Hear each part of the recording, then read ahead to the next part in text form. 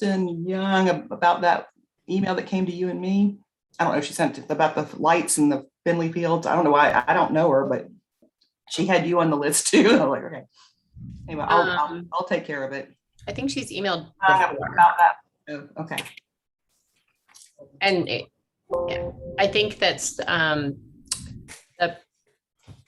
UNC staffer in charge of Greek life and stuff had emailed back to her. Okay. All right. Well, let's see what else. I don't know. Hi. I wasn't familiar, so I'll get there. Okay. Hello. Hello. Hello, Nico. How are you today?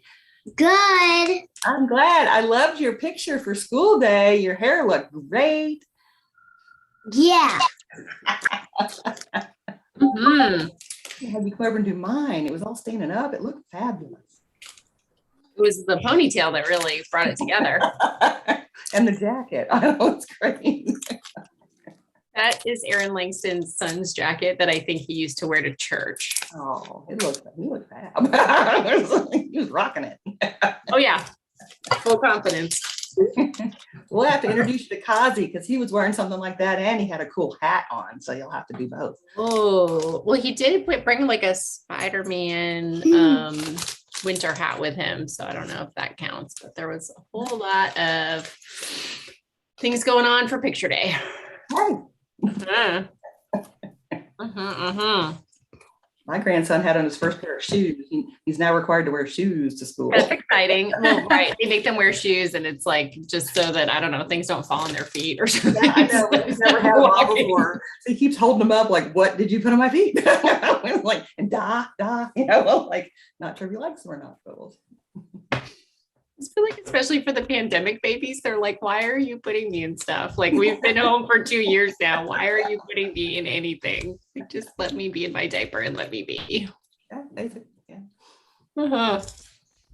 Don't you dare say that. Oh. Almost ready to start here. When is everybody going to be in?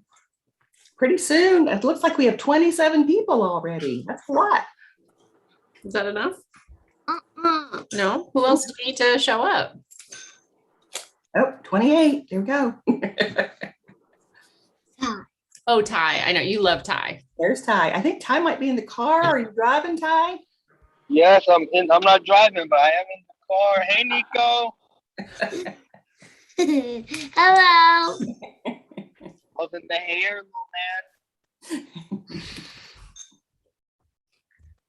One day I was talking to Ty on the phone and Nico heard it was him and he started sobbing that he wasn't coming over. Oh.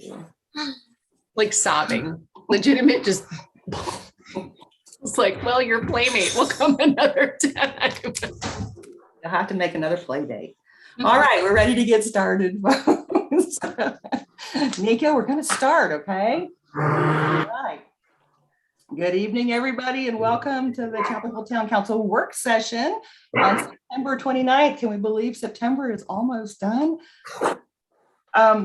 Tonight, we're going to have 3 topics.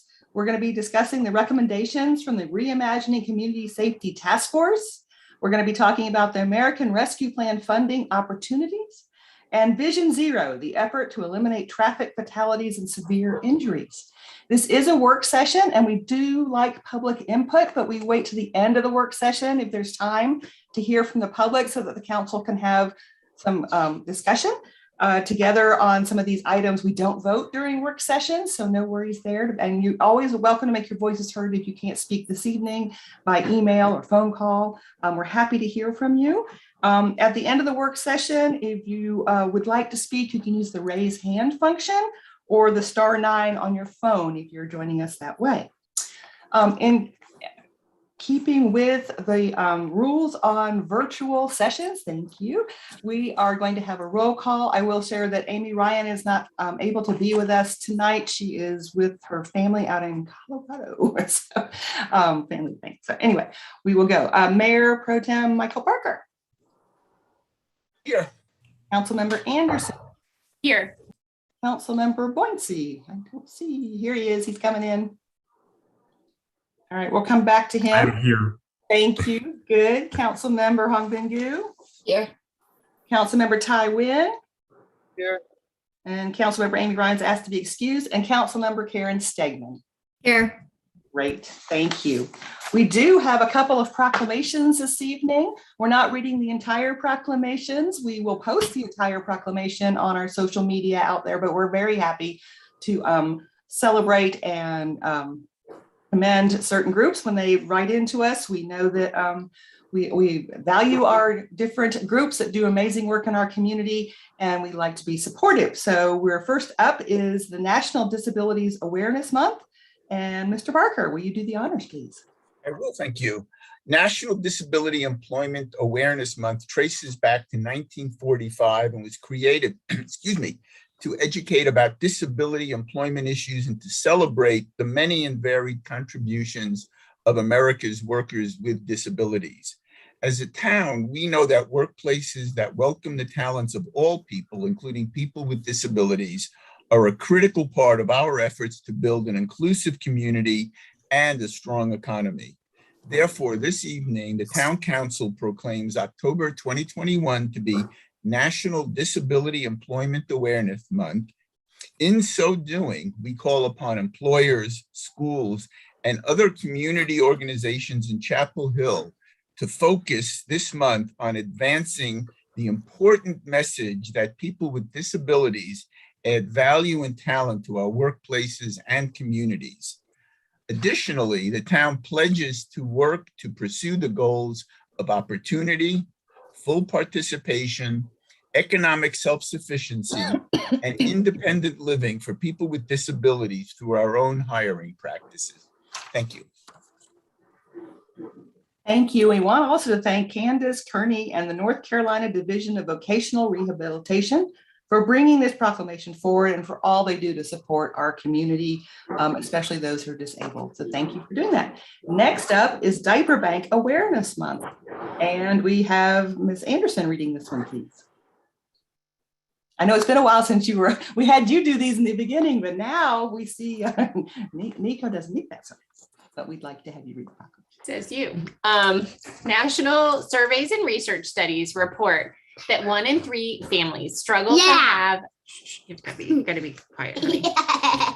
That 1 in 3 families struggle to have a sufficient supply of clean diapers, and in some cases, purchasing enough clean diapers for a baby or toddler can consume $14 of a low-wage family's post-tax income. Chapel Hill is fortunate to be home to trusted community-based organizations, including Diaper Bank of North Carolina, that recognize the importance of diapers in ensuring health and providing economic stability for families, and thus distribute diapers to families through various channels. To help raise awareness of this issue, the Chapel Hill Town Council hereby proclaims the week of September 27th through October 3rd, 2021 as Diaper Need Awareness Week. In so doing, thank you so much to my friends.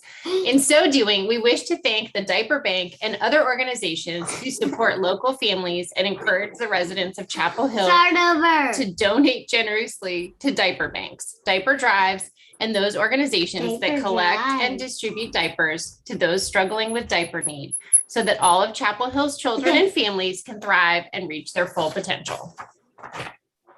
Thank you. Thank you. Especially want to say thank you to Julie Bowling and the Diaper Bank for all they're doing to support families, especially during these COVID times. It's a wonderful resources and it helps build community in our community and the network of support. So thank you so much for all you're doing. Okay, a few announcements. International Walk to School Day is next Wednesday, October 6th. Walking and biking to school are shown to help boost learning and memory in children and adults. We encourage parents and children to check with your school's PTA about walk to school day plans and hope that it will inspire students and families to walk and bike more. I want to see more of that. All right. Northside Street safety meetings. On Tuesday, October 5th, the town will be holding 2 Northside Street safety meetings to hear from neighbors about their experiences with walking, biking, and driving in Northside. The meetings will be held virtually at 11 a.m. and 6 p.m. We would love to hear from people of all ages. The invitation says from 8 to 80. I think it should say from 8 to 100. We have a few older citizens there. No registration is required, but you do need the Zoom link from the town, and you can get that from the website. The Council Committee for Economic Sustainability will meet virtually this Friday, October 1st from 8 to 10 a.m. virtually. We'll be receiving updates on the Downtown Together partnership and receiving a risk assessment on the police station property. The public is encouraged to attend, and the meeting will be recorded for those wishing to listen at a later time. And finally, I want to share with the public that our town council and our advisory boards will remain virtual through October. Even though the case numbers are starting to decrease, our local hospitals are still full, and they are also experiencing staffing shortages. One of our goals has been to keep from overwhelming our healthcare system and its workers. So after consulting with the health director, UNC Health, and our Orange County partners, we're in agreement that it's best to wait to come back in person for just a little bit longer. So, and does anyone else have announcements out there? Okay, so we will bring us to our first item, which is from our task force. Chief Blue, are you there with us to start this? Oh, Shanika is helping us. Thank you.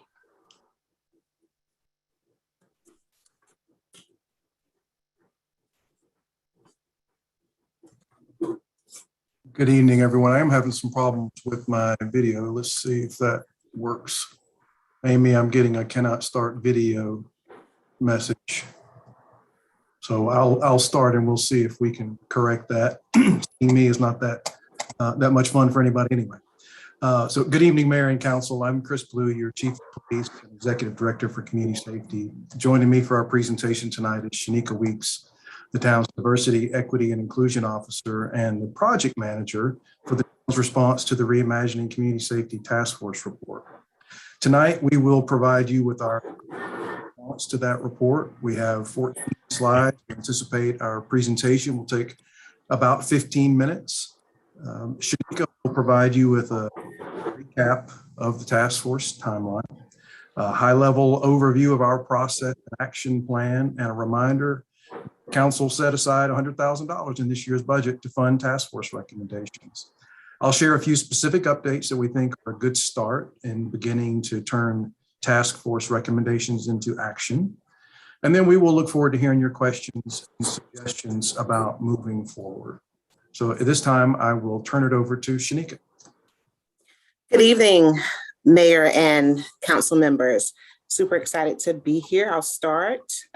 This is a timeline that really takes us back to the resolution that you all created in June of 2020, and it takes us through the recommendations that were provided by the task force in June 2021. I won't read them, but just as a reminder.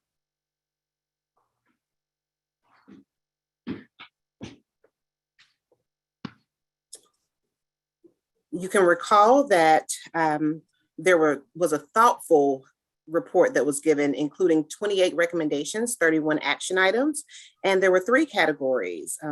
If you can recall, the lion's share of the recommendations were in the prevention category. There were 16 of those, and 6 in the crisis and 6 in post-crisis.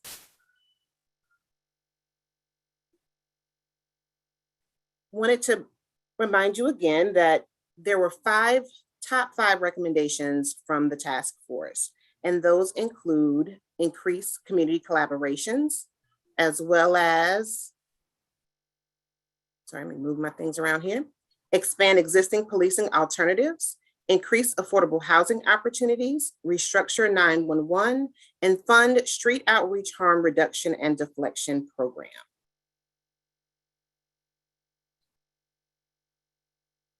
Along with the recommendations, they also provided a couple of strategies there. So program development, multi-stakeholder conversations and cooperation, community outreach and awareness, policy review, and they also provided some suggested start times and timeframes.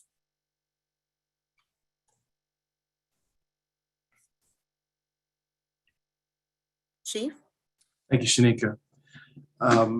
We heard from our task force that they wanted us to continue to think about creative ways to respond to calls for service that don't always involve sending an armed police officer.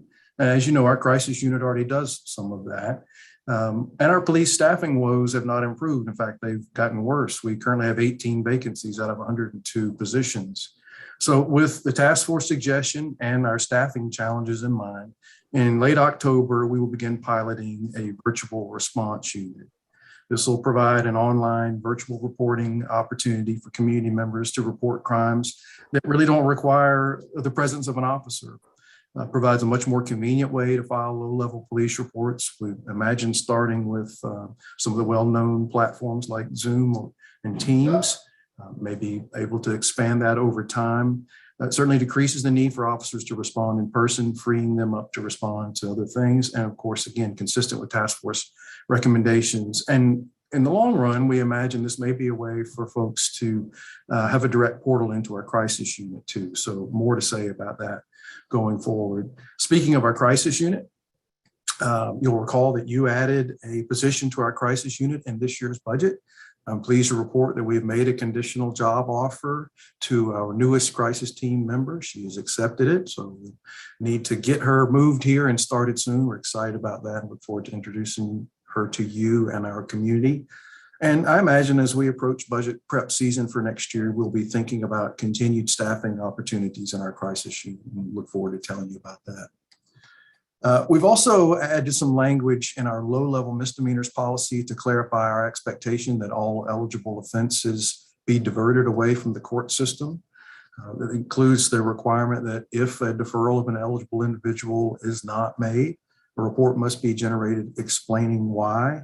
Both of those policy recommendations are consistent with task force suggestions. And again, I think continue our commitment to diverting folks at every opportunity we can. Next slide, please, Shanika. You all also know that our Community Policing Advisory Committee looms large in the task force report and has a number of responsibilities. I will say our CPAC rather took the summer off. Good for them. So in their September meeting, when they came back from their summer break, they received a briefing from Assistant Chief Hunter, their staff liaison, on the task force report itself, with particular emphasis on areas where CPAC has a pivotal role. That includes in areas of helping establish community conversations in partnership with other community partners, helping us think also about our data and how we report data, the frequency with which we report data, and the kinds of things that we're reporting and analyzing. Speaking of data, we have already initiated conversations with Dr. Frank Baumgartner up at UNC. And if my camera was working, I would hold up his book to demonstrate that he literally wrote the book on this stuff.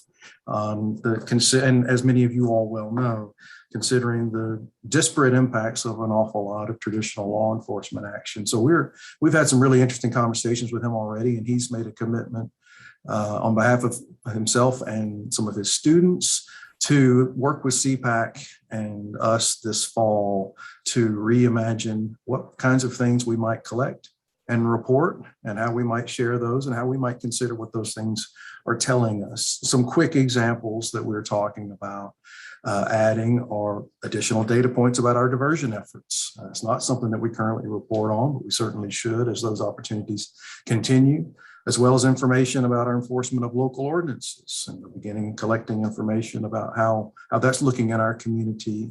Decriminalizing certain ordinances is certainly consistent with what we've heard from council for the last year or so, as well as what the task force has recommended to us. So we look forward to coming back to you with some thoughts around what we found and some thoughts about going forward. We're also beginning some preliminary consideration of who calls 911 in this community, why, and on whom they're calling. And I think that's an important part of this discussion too, as we think about community safety and what that really looks like for everyone. As suggested by Dr. Baumgartner, as well as the task force, we plan to move to a 6-month reporting cycle for our data report. We're already working with Dr. Baumgartner and his team and expect our first publication of the new report to be presented sometime after the first of the year, late January, February, and then in 6-month increments thereafter. And then finally, kind of continuing that discussion about diversion, the Orange County Pre-Arrest Diversion Program continues to expand its list of divertible offenses to include adding some low-level misdemeanors that are now eligible that were not, standing up a juvenile diversion program.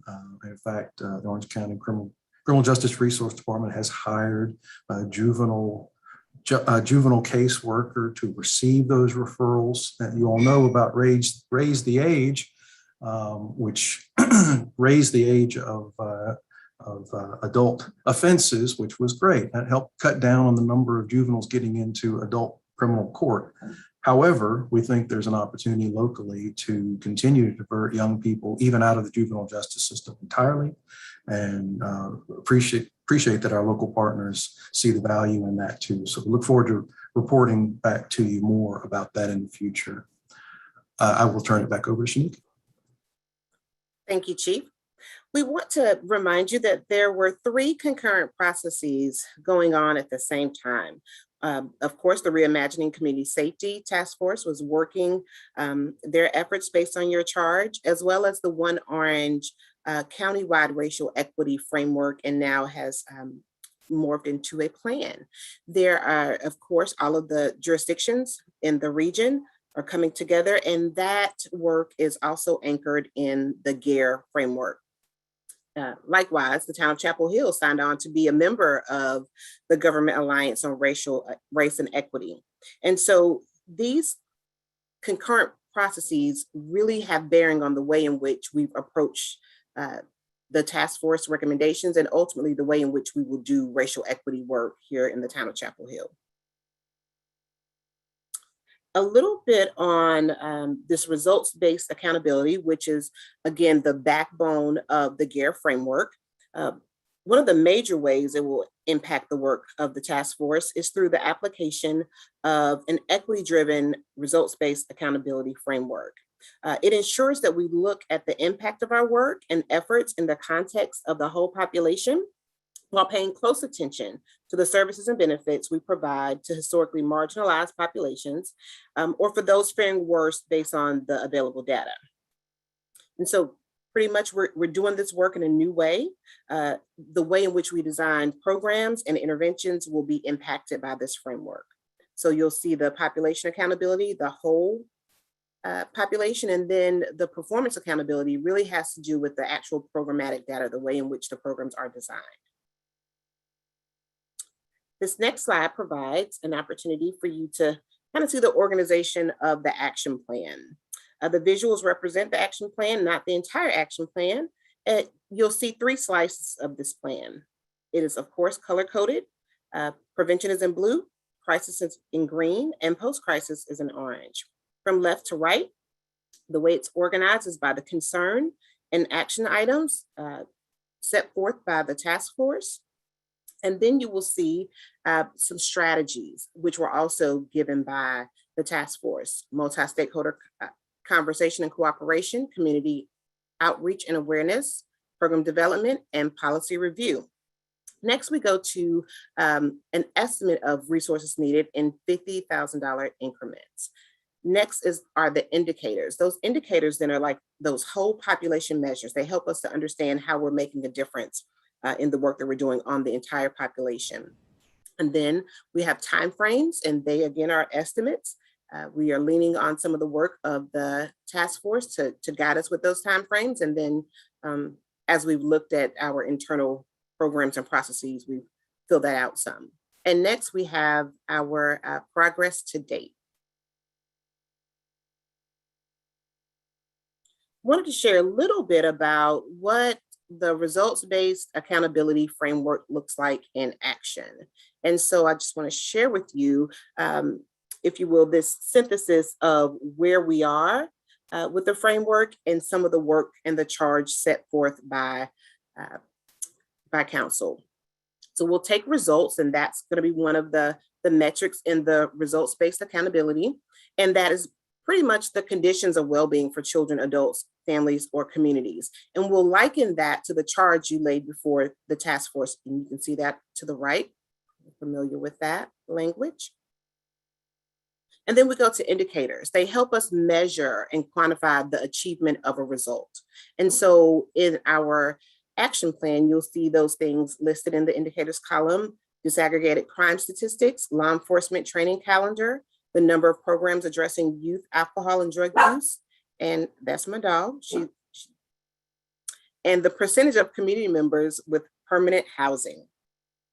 Lastly, you'll have performance measures, and that measures how well a program, agency, or service system is working.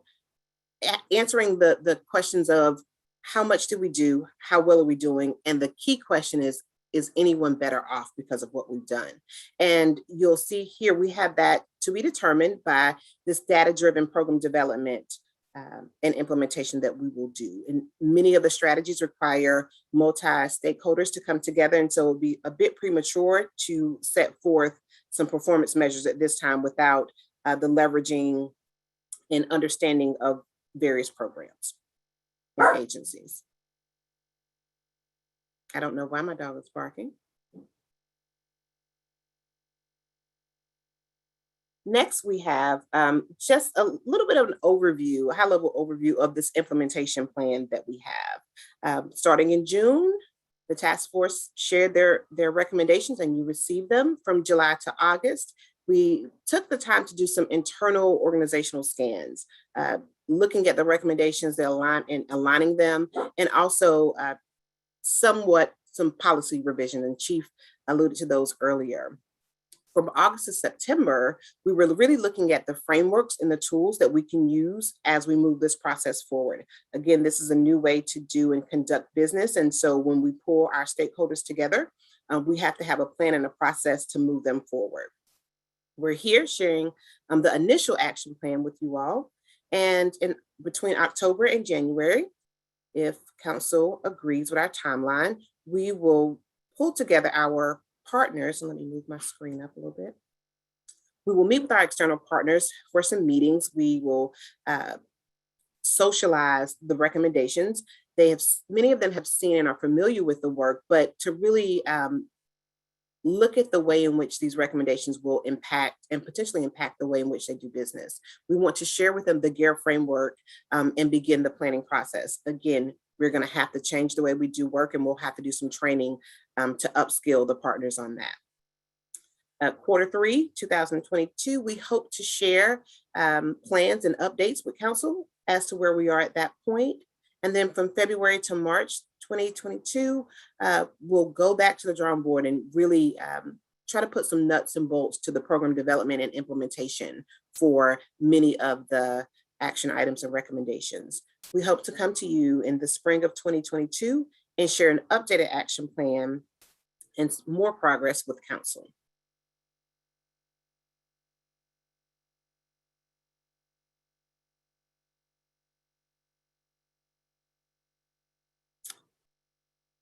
That concludes our presentation, and I have a couple of questions for council. Are we moving in the right direction? And does our timeline for providing updates meet your interests?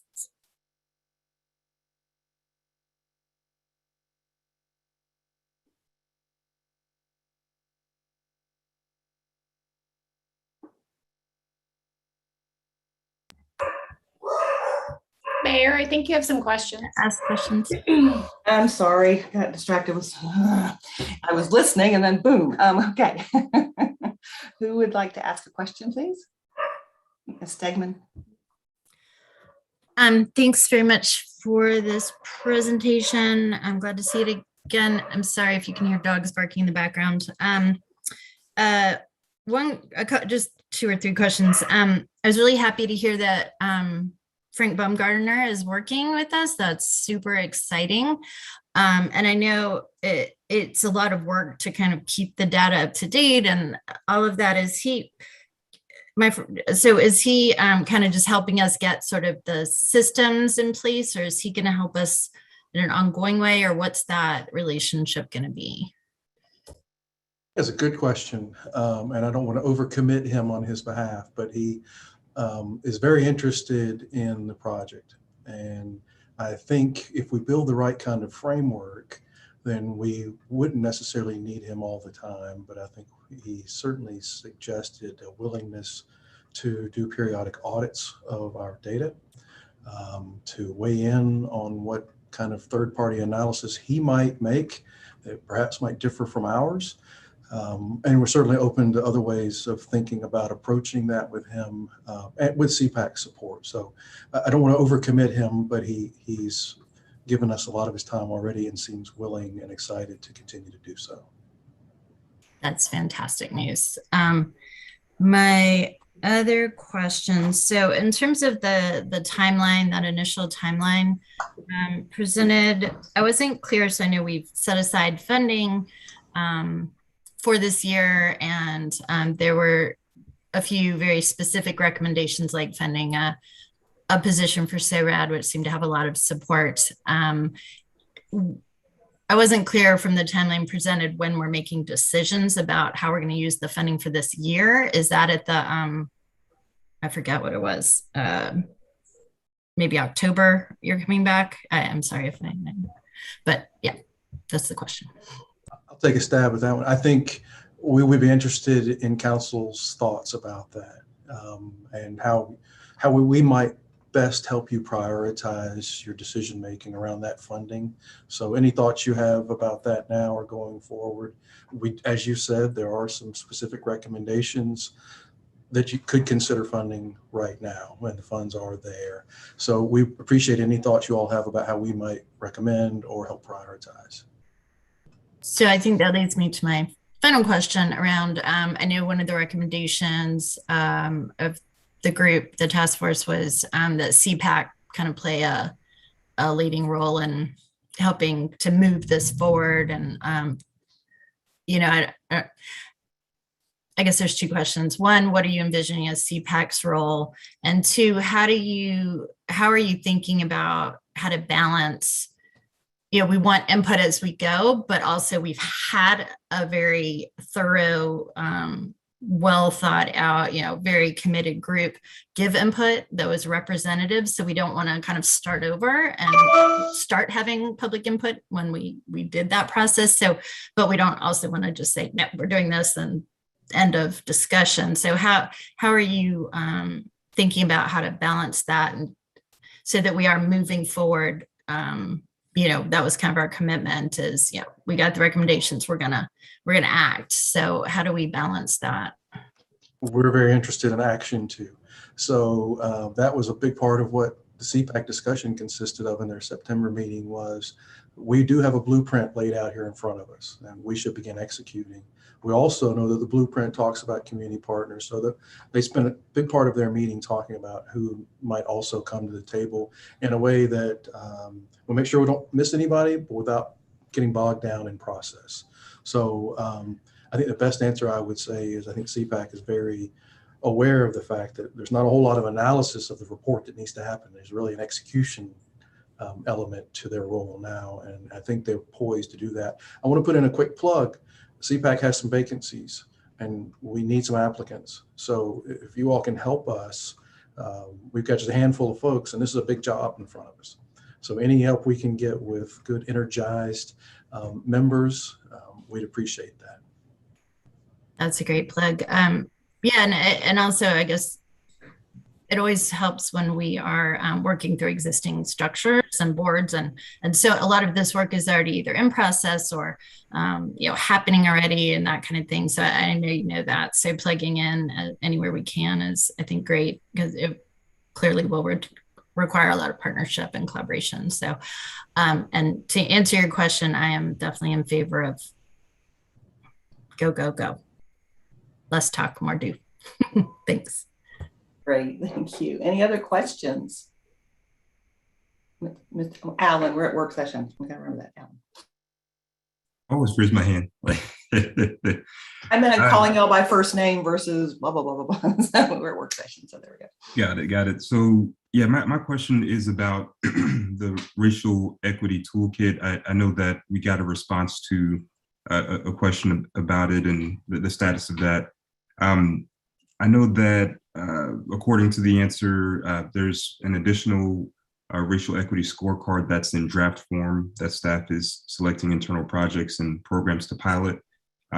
Just so I'm clear on that, are these going to be specific things that, say, come to council at a later point with a scorecard kind of ready for us to assess projects by, or could you give some clarification on how that scorecard is going to be used? The use of that scorecard can vary.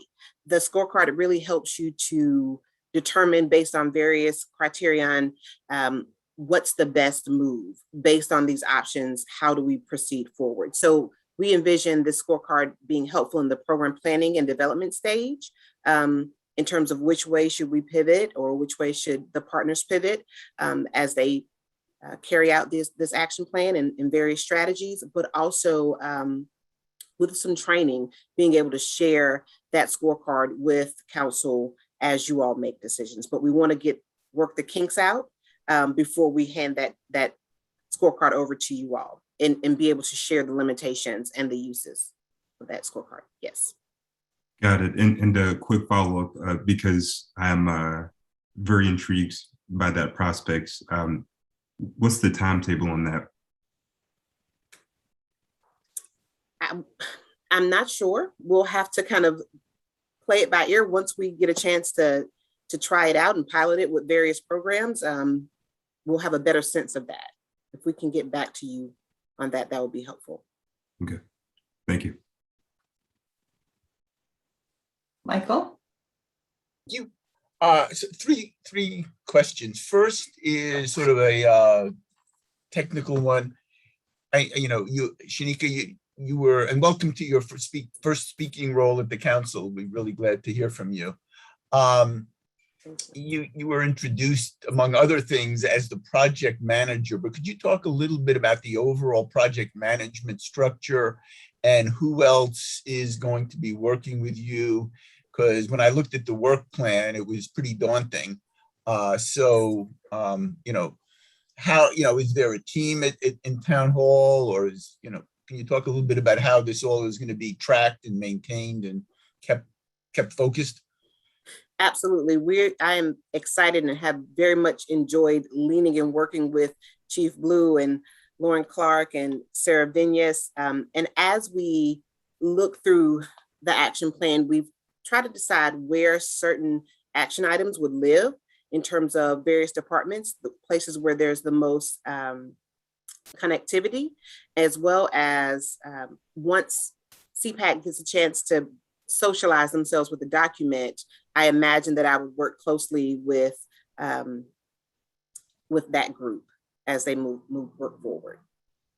Okay. And then second gets to sort of resources, particularly financial resources. When I look, and again, at the draft work plan and, just what you put up on the screen, you said the dollar signs were increments of 50,000. And I saw a lot more dollar signs than I saw 50,000s, if you know what I mean, in terms of the budget allocation.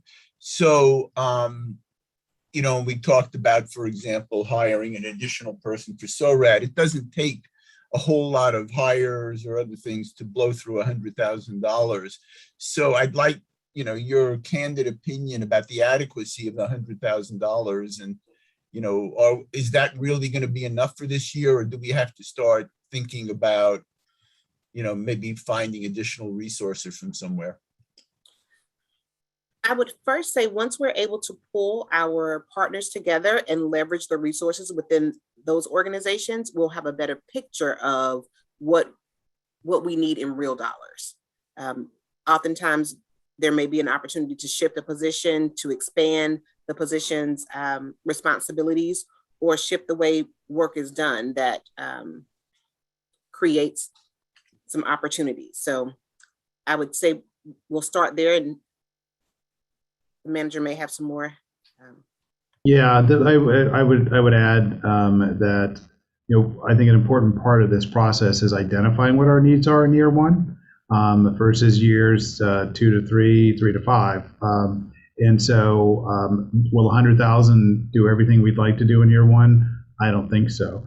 But we put that $100,000 in, as you recall, as a placeholder for us prior to the recommendations coming forward as part of the budget process. So if we identify that we'll need some additional funding for this year, we'll have to have that come back and have that conversation with council. But I think we fully understood that a lot of this work, the heavy lifting would probably take place in year 2 in terms of cost. And we come back and have a discussion with council as part of the budget process for fiscal year 23. And that actually leads into my last question. When I looked at the schedule that we saw, it looked like we would be getting some update, like the latest updated version of the action plan sometime in the spring. And I just was wondering if that was soon enough to be integrated properly into the budget process, or does that work need to be accelerated somewhat so that as we start in our budget process, they're better synchronized? We anticipate having written updates for council earlier than the spring, and I think that would help guide us with the budget. Chief Blue and I were chatting about that just the other day. Is making sure that we're identifying opportunities as we're going through the recommendations, as CPAC is reviewing those, trying to identify those opportunities to include as part of a larger budget ask in new ad requests.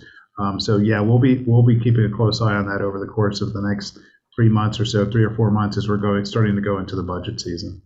And we can certainly provide an update to council as we talk about the long-term budget needs with council later. I think on December 1st, we'll have a discussion with council about our 5-year budget strategy. And then of course, we'll have the retreat with council, and I believe it's going to be the first weekend in February at this point.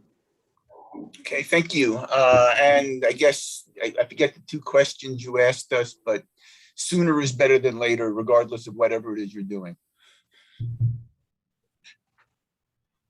Okay, any other questions, comments? Ms. Gu, Ben, then Jeff. Yeah, I'm also intrigued by the idea of the scorecard approach. I think that sounds very interesting. And you said that the staff is going to do some pilot studies and collecting some data and see how that works and coming to the council. I'm just wondering if it's possible, or you would think it's helpful for you to present a concept, like a framework at the concept level, maybe several alternatives. I don't know if there are alternatives, but I'm just hoping that the council will have a first look at the concept level and then maybe give you some feedback. I think that will be, because from my experience in the past, I think that it probably is most productive if the council understand whether the staff is working on, and then maybe providing some early guidance so that we all know what is going on and what we're expecting. Like, let's say in 6 months, then what we're going to get at that time.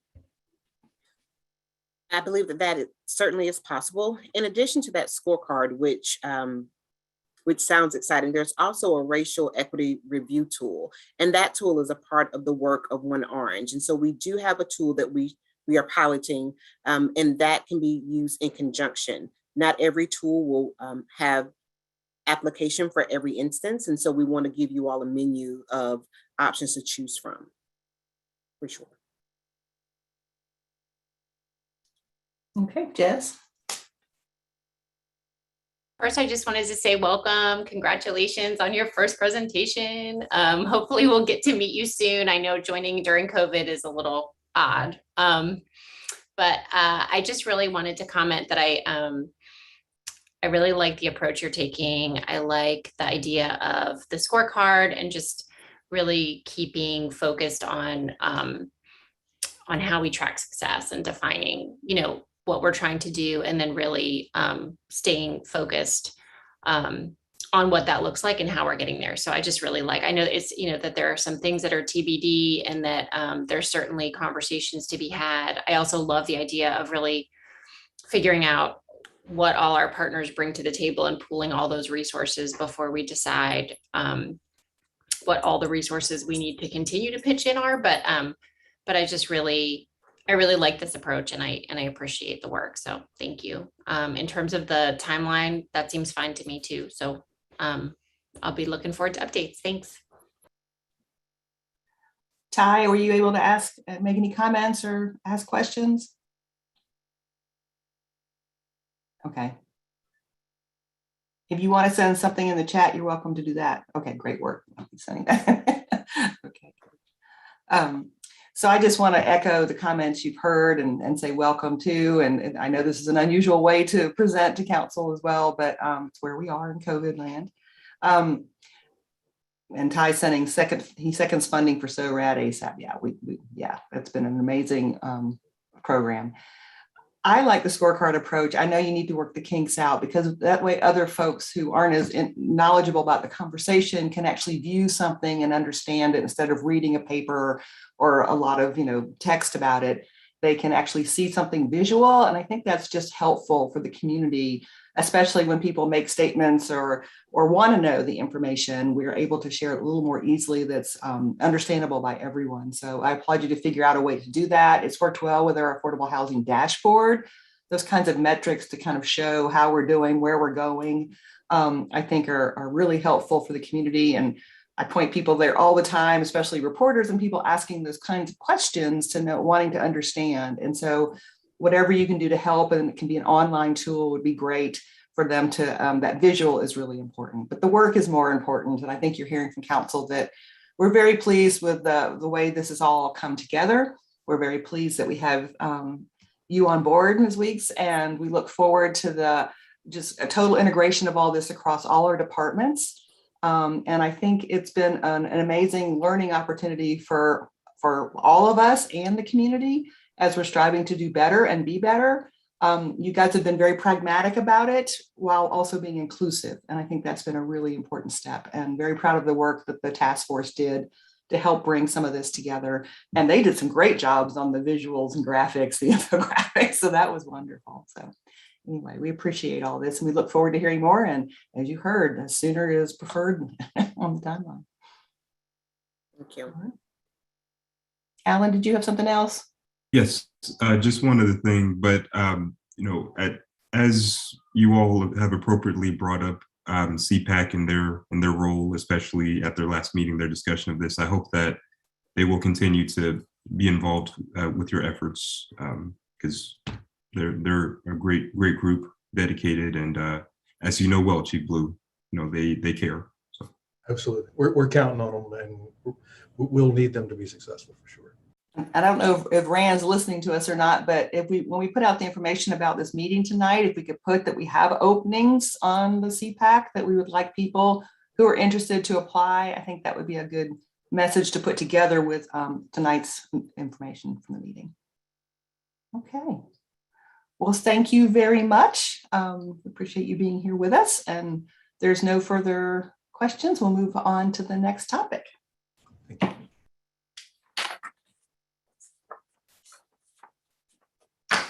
I believe it's our American Rescue Plan dollars process. Is that correct? That is correct, Mayor. Okay, just making sure because somehow the paper disappeared here. I don't know. It's okay. Well, good evening again, Mayor and Council. We are here this evening to provide an update on the American Rescue Plan. We're also going to share some information on allowable uses for the ARPA money, discuss the town's engagement approach, and then close with next steps in the process. The American Rescue Plan Act of 2021 was enacted in March of this year. The $1.9 trillion package is intended to help communities battle the COVID-19 pandemic and try to recover from the lingering economic effects of the virus. The federal government is providing assistance through the coronavirus state and local fiscal recovery funds, a $350 billion allocation for state and local governments around the country. The town's allocation is a little over $10.6 million, one half of which was provided to us back in May, with the other half expected to arrive in May of 2022. The funds must be committed for use by December 31st of 2024, and they must be spent by December 31st of 2026. The funding is currently being held in a newly created multi-year special revenue fund for us to help us keep track of those dollars separate from our general fund dollars. So that's a little bit of the background. I'll turn the presentation over to Amy Oland, the town's Director of Business Management, to talk a little bit about where we can use the funding, because that's a really important part of kind of deciding how we move forward and how we spend those dollars is the guidance that we're receiving from the federal government on how that money can actually be used. Amy? Good evening, Mayor and Council. So as Maurice mentioned, we wanted to start off a little bit about taking a look at a high-level overview of the 5 general categories that have been designated as allowable uses. So the first is to support public health, and this would cover things such as funding medical expenses, behavioral health care, and certain public health and safety staff. The second area is to address negative impacts, economic impacts. So this covers things like relieving the economic harm to workers, households, small businesses, affected industries, and the public sector. The third category is to replace lost revenue, and this would provide government services to the extent of the revenue loss that we would have experienced during the pandemic. The fourth is for premium pay for our essential workers.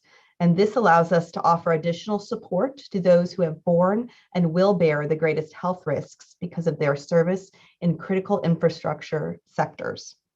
And the last area is to invest in water, sewer, and broadband infrastructure. And this would allow us to make investments to improve access to clean drinking water, support vital wastewater and stormwater infrastructure, and to expand access to broadband internet. So we're going to delve a little bit more into each of the 5 categories. So the first category is to support public health.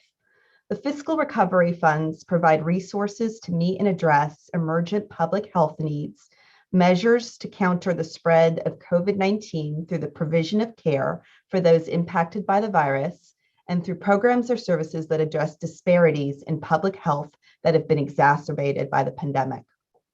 Examples of eligible expenditures that would fall in this category include vaccine programs, personal protective equipment, and medical expenses, enhancing our public health data systems, making capital investments in public facilities to meet pandemic operational needs, mental health and substance abuse treatment, crisis intervention hotlines, services to promote access to social services, and payroll and benefits for public health and safety workers. So this area tends to be geared a little bit more toward the functions that are carried out by counties rather than towns, but the town was able to use CARES money on things like mask distribution, improvements to the IFC shelter, and supplies for community members experiencing homelessness, which are all examples of eligible expenditures under this category. The second category is to address the negative economic impacts of the pandemic. So this pandemic caused a significant economic and financial hardship for many. The fiscal recovery funds provide resources to relieve the impact to workers, households, small businesses, and affected industries. Some examples of eligible uses would include small business support in the form of loans, grants, in-kind assistance for operation continuity, implementing COVID-19 mitigation measures to enable safe resumption of impacted industries such as tourism, travel, and hospitality services. And examples of that would look like ventilation improvements, physical barriers or partitions, signage to facilitate the social distancing, or personal protective equipment, and investing in the hardest hit populations where the pandemic exacerbated the socioeconomic disparities in areas such as housing, education, health and welfare, and jobs. In order to be eligible in this category, though, uses must be in response to the identified negative economic impact. I also want to note here that state law does not allow governments to give money away or make direct allocations to individuals. So the town would need to contract with a private entity, that could be an individual, a small business, a nonprofit, to perform a specific activity that we have the statutory authority to perform. The third category is to replace lost town revenue. The American Rescue Plan provides state and local governments with resources to stabilize their operating budgets. Many governments incurred large deficits in 2020 as the economic slowdown hurt tax revenues, and local governments assumed significant pandemic-related costs. To remedy this imbalance, many cities and towns pared back essential services. The fiscal recovery funds allow for the provision of government services to the extent of the reduction in revenue due to the COVID-19 pandemic, relative to the revenues collected in the most recent fiscal year prior to the emergency. So to calculate the amount of revenue loss requires a specific formula that is defined by the Treasury that we'll walk through in the next slide. Examples of some eligible uses in this category would include maintenance of existing capital, pay-go capital, vehicle replacement, streets and sidewalks, or really any general local government programs and services that we carry out, such as public safety, parks, library, public works, etc. So in terms of calculating the lost revenue, the first thing that they ask us to do is identify the revenues that were collected in the most recent fiscal year prior to the pandemic. And so for the town, that would have been fiscal year 2019, which covers July 1st, 2018 through June 30th, 2019. And so that's the town's base year. And as you can see in the calculation, that was about 84.9 million. As we look at the total revenues, they're asking us to look at the entire organization. So not to look fund by fund, but to look at the organization in its entirety. And the only thing that they ask us to exclude are utility funds, which the town does not have. They do not count stormwater as utility, so that has to be included in our general revenues. But they do allow us to exclude public transportation. So we have excluded transit from the calculation. And they also ask us to remove things like debt proceeds and any intergovernmental transfers from the federal government. So that's been done in the calculation. Step 2 is to take a look at that counterfactual revenue. And what that means is they're asking us to take a look back 3 years prior to fiscal year 2019 to figure out a growth rate. If the pandemic had not happened, what would our revenues have looked like based on the trend of those 3 years? They're allowing us to use a growth rate of the average of our 3 prior years or 4.1%, whichever is bigger. And so for the town, as we looked at that, the counterfactual revenue computed at almost $3 million, and our growth rate was 5.5%. And then to calculate that out, we next go to identify our actual revenues that we collected. And so now looking at it a little differently than we typically calculate revenues, they ask us to calculate this based on a calendar year, so not on our fiscal year. So we had to look at the calendar year revenue for 2020, and that was just over 83 million. Then our last step is to take a look at what was our counterfactual revenue, subtract our actual revenue, and the difference is the loss that we experienced. And so as you can see, the total reduction in our revenues as an entire organization was 4.175 million. So it's a significant amount of money as we take a look at that. And that is the amount of money that we can use probably, I would say, most freely in terms of allowable uses from the categories that we're going to talk about. So the fourth category is premium pay for essential workers. The fiscal recovery funds provide resources to respond to workers who are performing essential work during the COVID-19 pandemic by providing premium pay to eligible workers. To be eligible, employees must perform regular in-person work and/or work that is directly mitigating the impacts of the pandemic. This would cover areas in the town such as public safety, sanitation workers, and bus drivers. In thinking about the amount, they've set thresholds that we cannot do anything over $13 an hour and not to exceed $25,000 per worker per year. And it should be prioritized for lower income eligible workers. And this is the one category that can be paid back retroactively to the beginning of the pandemic. And the last category is water, sewer, and broadband infrastructure. The fiscal recovery funds provide resources to make necessary investments in water, sewer, or broadband infrastructure. Allowable uses in this area include improving drinking water infrastructure, including the replacement of lead service lines, improving our wastewater infrastructure, or expanding broadband internet access to unserved or underserved households and businesses. But important to note that this is not statutorily allowed in North Carolina. So we've talked some about what we can use it for. So what we can't use it for. This is very specifically spelled out in the interim final rule, federal statute, and state statute. So we can't use the American Rescue Plan monies to build the town's savings reserves. So we can't have this add to our fund balance. We can't use it to fund our pension liabilities. So we can't set any monies aside for OPEB. We can't use it to offset a loss in tax revenues due to changes in federal or state regulations. Basically, what they're saying is if at the same time as receiving these dollars, there were changes in law that would have impacted our tax revenues and caused a loss, we can't use it to offset that loss. That's not applicable for us now, but that is just a noted thing that we're not allowed to do.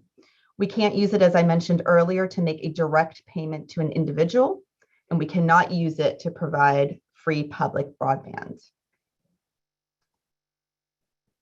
So there are still some unknown parameters at this stage. So we're currently following the interim final rule that was published by the Treasury on May 10th of 2021. The Treasury opened up a 60-day window for comments on the initial guidance from the public and from government agencies. They are working right now on putting out that final rule, but it is not expected until at least late fall. So the bottom line is that really any of the guidance is still subject to change.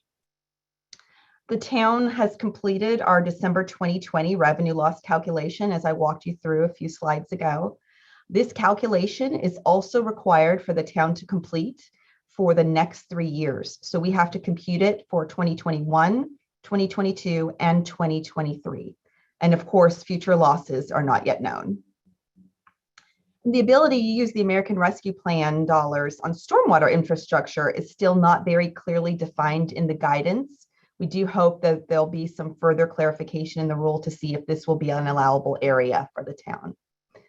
So I felt it's important to mention here that we don't have all of the answers about what is and what isn't eligible. There is still much that's unknown, but we hope to provide additional clarity as additional guidance becomes available.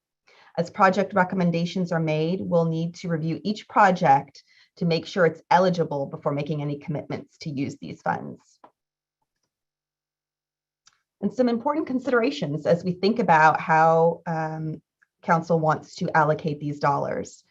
We're not in a time crunch to spend these dollars. It's important that the town takes the time needed to create a well-developed and strategic spending plan.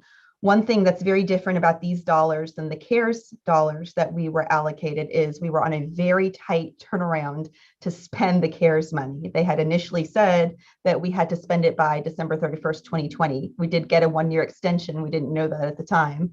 But we have several years to spend these dollars. So we really just want to make sure that they have the greatest reach and impact that they can, and just to take the time to really think through. We have a long list of needs, and so just really thinking through what council is interested in, how they're interested in allocating the dollars. The funds should be used to address systemic needs in our organization and our community that have been exacerbated by the pandemic. Want to consider long-term investments in the community to aid in the stability and growth of the town. If we can, we should leverage state dollars when possible to have the most impact. And it's critical that we remember that this is one-time money. These funds ideally should not be used for recurring expenditures because we can't rely on those replacement dollars to be there. And then just thinking through balancing the needs of the town and the community to maximize the benefits of these funds. We really, as I mentioned earlier, want to have the farthest reach we can with these dollars and make sure that there's a lasting impact. And so just thinking through all of these available uses and allowable uses and categories, and just really taking the time to develop a fully thought out plan. So now I'm going to turn the presentation over to Sarah Poulton, who will walk you through the next couple slides. Thank you, Amy. Good evening, Mayor, Council, Manager. My name is Sarah Poulton. I haven't been in front of you guys for a little while either, so it's good to be back, and I'm so excited to work with Amy on this project. I'll be assisting her with project management needs and especially the engagement, which I'm about to talk about. So what is really exciting about this plan and the guidance that we're receiving from the Biden administration is that equity is at the forefront of all the guidance that we're getting. equity, equity, equity. It's in every piece of literature that you're receiving, that we're receiving as guidance. So we're really excited to see that as part of the tenets of this funding, and to kind of just see that as a priority. So in order to do that and to think about equity in every part of how we use these ARPA dollars, we really want to make sure that we're hearing from the community on how we can use the funds to do the most good for those most affected by the pandemic within those funding parameters that Amy did such a good job of outlining just now. We've already started working with Shanika and Sarah Venus and Shakira Vaughn and our Housing and Community Department to craft what could be the very initial stages of an engagement plan. They've been super helpful, and I'm really excited to show you a little bit about what our plans are. I'll ask Amy to advance that slide when she gets a second. Perfect. So here are the basic kind of approach philosophy around our engagement plan so far, and it's just very in the beginning stages, but we know we want to be very transparent about our where we are in the decision-making process, what the guidelines are for spending the money. So transparency will definitely be the top item. We want to make sure we're consistently updating the community, whether that be through our normal channels or through people that have identified themselves as being especially interested in the ARPA funding process. We want to make sure our outreach is targeted and based on what audiences are most relevant to the categories that we decide to spend the money in. We want to, of course, focus on who has been most affected by the pandemic. And we want to work closely with our community partners on that outreach because they're often in the best position to know what the community needs. So these are our kind of basic philosophy and approach to engagement. And then here is kind of our first or some ideas around what the message could be. So, you know, as I mentioned, we're very much in the beginning stages, but we think that message could potentially include a mix of the spending uses. So those include dedicating funding to address the town's revenue loss, as Amy mentioned. We've also thought there could be an opportunity to set aside a community-driven pot of money. We'll talk about that in a second. And then also address priority projects coming from town staff, leadership, and government partners. So that community-driven pot of money could be one way to pilot a participatory budget process, which I know has been in the interest of this group for a little while. And so we could put aside a specific sum of money for projects that come directly from the community. Of course, making sure that they fall within those allowable parameters that Amy set forth. Staff will be working on what that process could look like in addition to what any kind of project funding request approval should look like between now and our November 17th meeting. So we hope to have a plan for you by then to react to how best to assess the projects that come forward either from the community or from other parties to spend these ARPA dollars. All right, I'll turn this over to Maurice. Thank you, Sarah. Mayor and Council, as we have mentioned, the final rule has not been handed down just yet from the federal government. As Amy mentioned earlier, our goal is to take our time, to not rush this process, to be very deliberate about it, to think through our organizational and our community needs. And we will be doing that over the course of the next month and a half and working with our community partners. Our plan is to return to the council on November 17th with a detailed engagement plan based on our conversation tonight and with our community partners. We'll also aim to review and consider an approval process for the projects on that night as well with the council.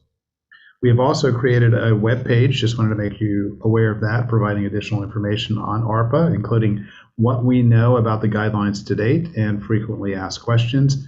We will update that page when we receive new information, and we'll provide information on next steps for our funding as we go through the next couple of months on that webpage as well.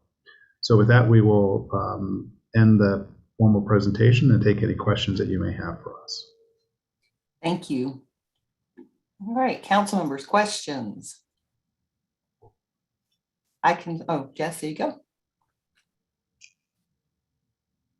Thank you. Yeah, I was just wondering, what, if any, connection do you see between this process and our normal annual budgeting process and then our 5-year budgeting process? And I don't have an answer in my mind. I'm just wondering how y'all are thinking about that. Yeah, we're still working through that as well, Councilmember Anderson. And we will certainly can provide more information to you about that over the course of the next month or so.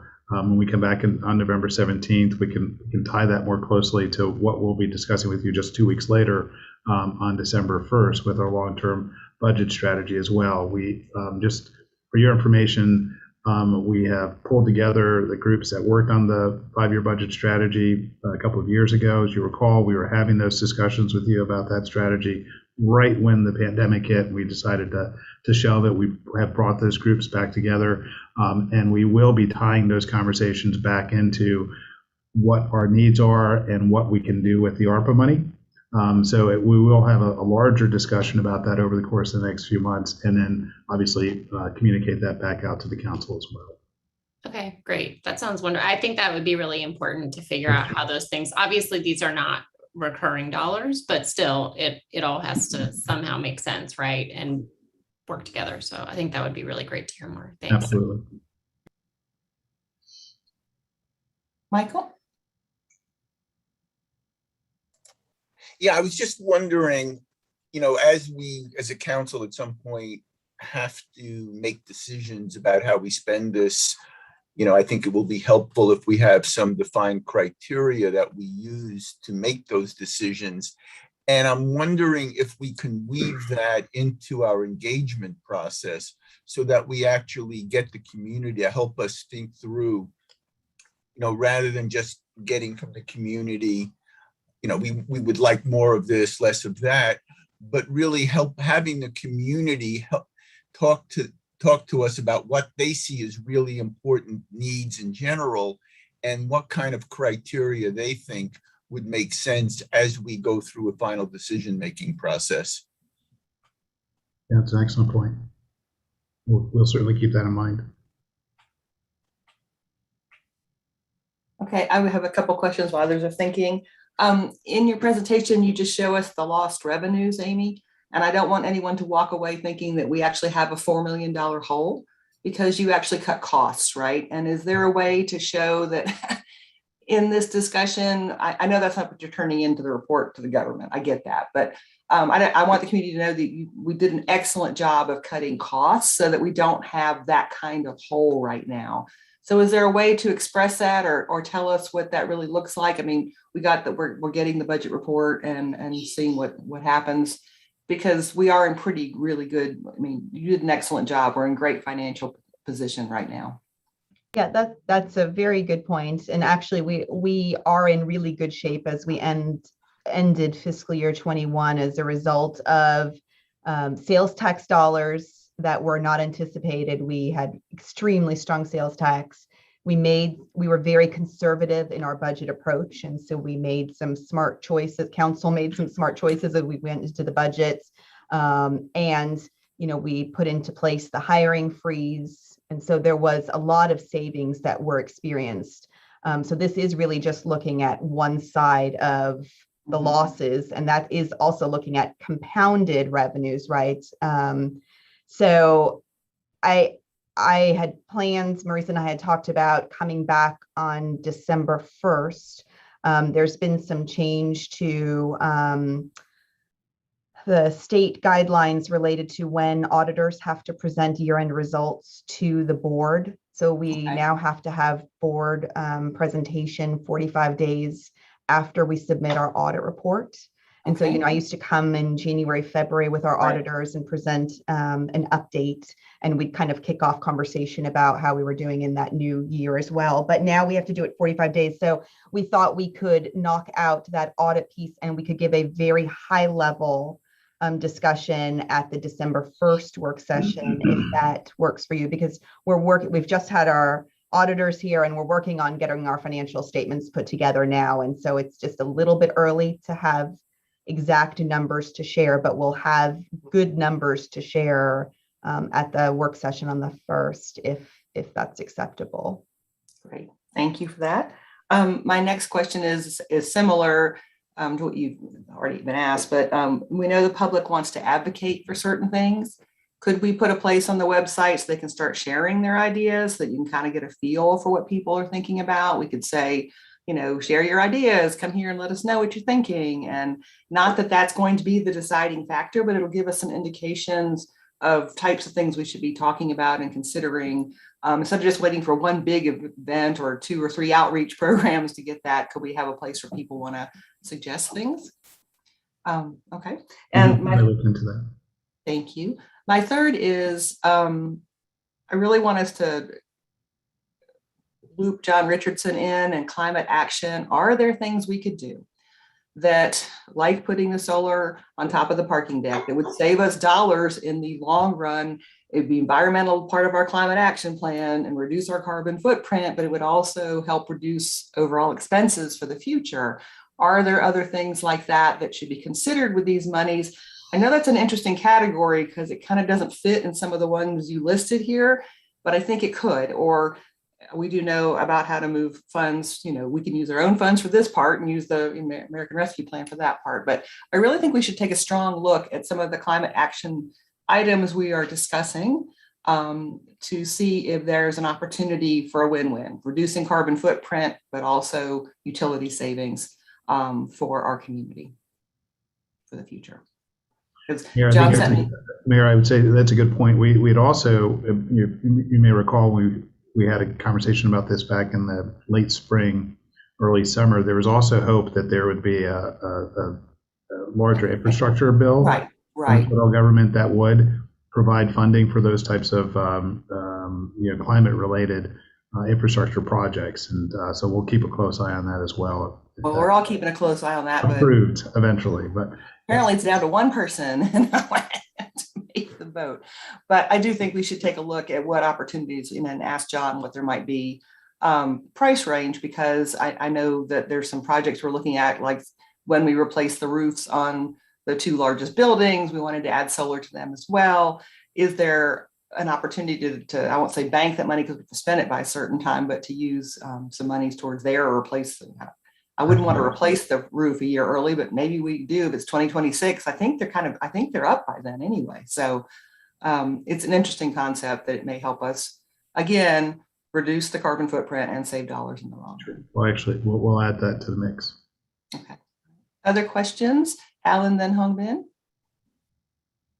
Yeah, just on a related note, not sure when the infrastructure bill will come, when, if, all that, but wondering if even in terms of our timing, if it makes sense to kind of factor that in, because if there are things that we're able to get financial assistance with that could get at some of these long-term issues that we've been identifying, especially with respect to climate change, then it might make sense to kind of hold off on any kind of commitments until we get some more clarity on that situation, so that we can maximize our dollars.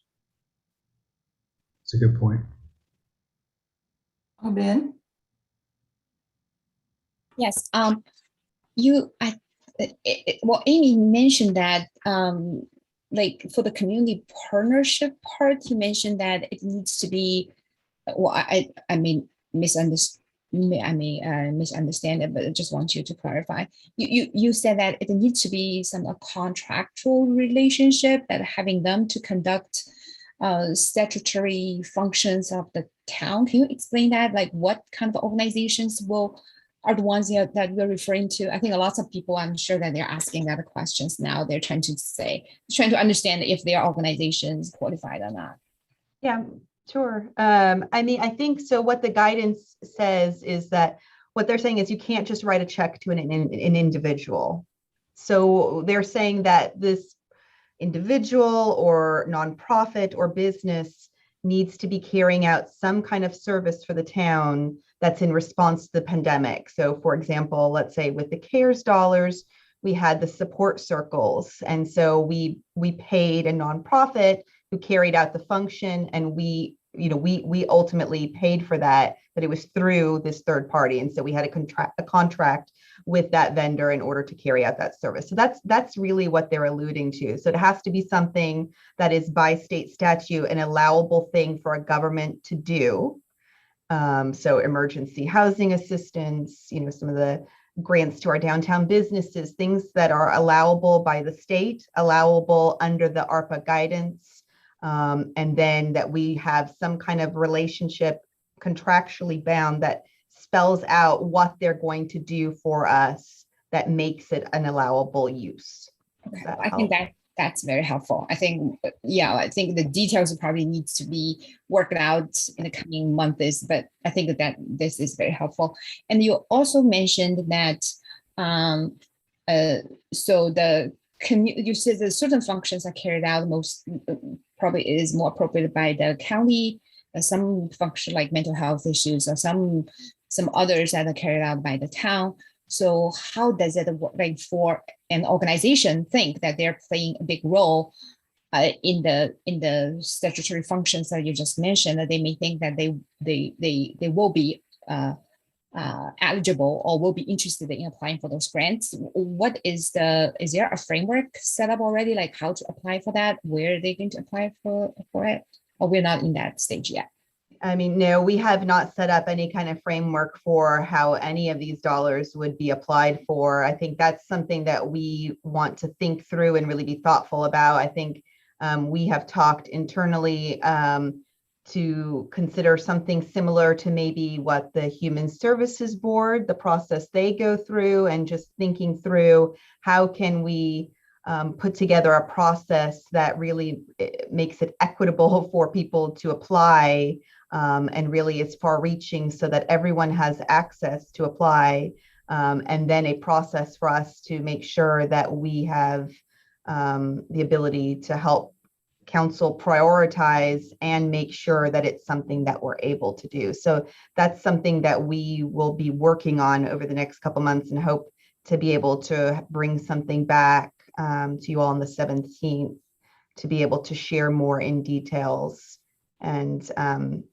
kind of walk through with you all so you can weigh in and see if that is a process that you all are comfortable with us moving forward with. Okay, great. Well, I think that's very helpful.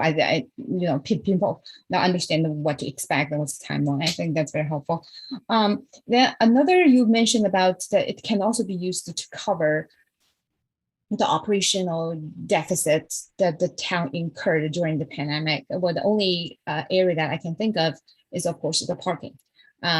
So my understanding is there are pretty significant deficit related to parking operation because we're not charging the fees and all that. So what comes to the situation that we're in? Have we already spent the recovery money on this, or are we going to spend more on this? Can you just give us some kind of brief overview in that area? Yeah, and so just to clarify, when they talk about the operational losses, really that could be an actual loss, or it could be related to cuts that we made. So we are able to really use it on anything, any kind of service that our government carries out. So any of the functions that we do as a municipal government, we can allocate dollars on. So as I mentioned, I think some of the lists are, maintenance and pay-go capital, streets, vehicle. These are things that we've talked to council about for a couple of years now in areas that, we're really behind on. And so we're certainly able to allocate dollars for any of those areas up to the amount of revenue shortfall that we've experienced. And so right now that calculation is the 4.1 million that I shared.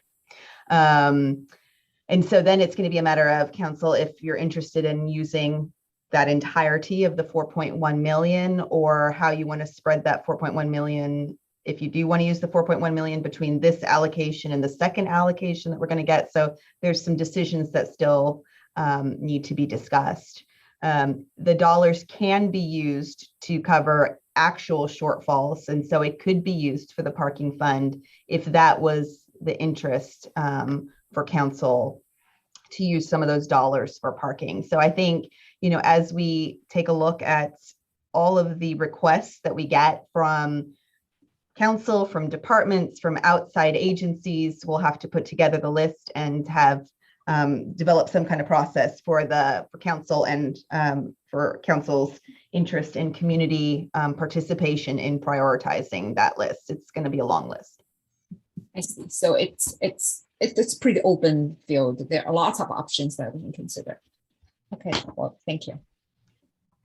Okay, Karen's having trouble with her video. I don't know if she has questions though she wants to ask or comments. No, I'm good, thank you. Okay, and Ty, did you have any questions or comments? Okay, well, then I will say that we will wait to hear what information you have for us back on the 17th. It's going to be interesting to see what the cost reductions were as well, to know where the spread is, because like you said, we had amazing sales tax revenues. We also didn't spend money in some categories, so it'll be an interesting balancing act. And I know we want to be able to look at opportunities versus being whole with our budget as well. Michael, did you have a? Yeah, just one quick comment. The calculation was both interesting and very favorable to the town, because historically, what we've been told is that actually our revenues go up by about 1.7% a year. So I was glad to see that calculation. So I think a lot of it wasn't that, wasn't a shortfall. It's basically the calculation gave us credit for more revenue than we typically get. Yeah, and I will add to that it is really a result of not only looking at the general fund, but looking at our entire organization. Yeah. I will say, I think cities and towns that actually have utility funds fared a lot worse because people weren't paying their utility funds. And so they're going to have to use monies.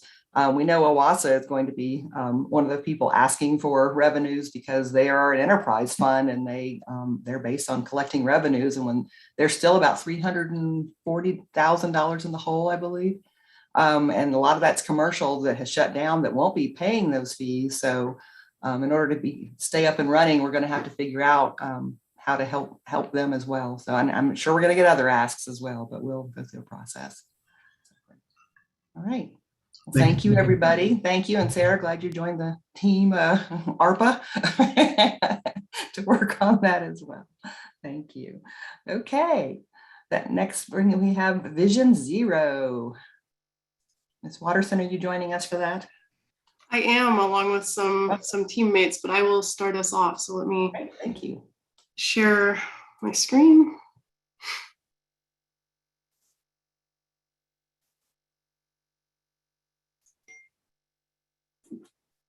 Can you see that in the right way? Yes, we can. Okay, great.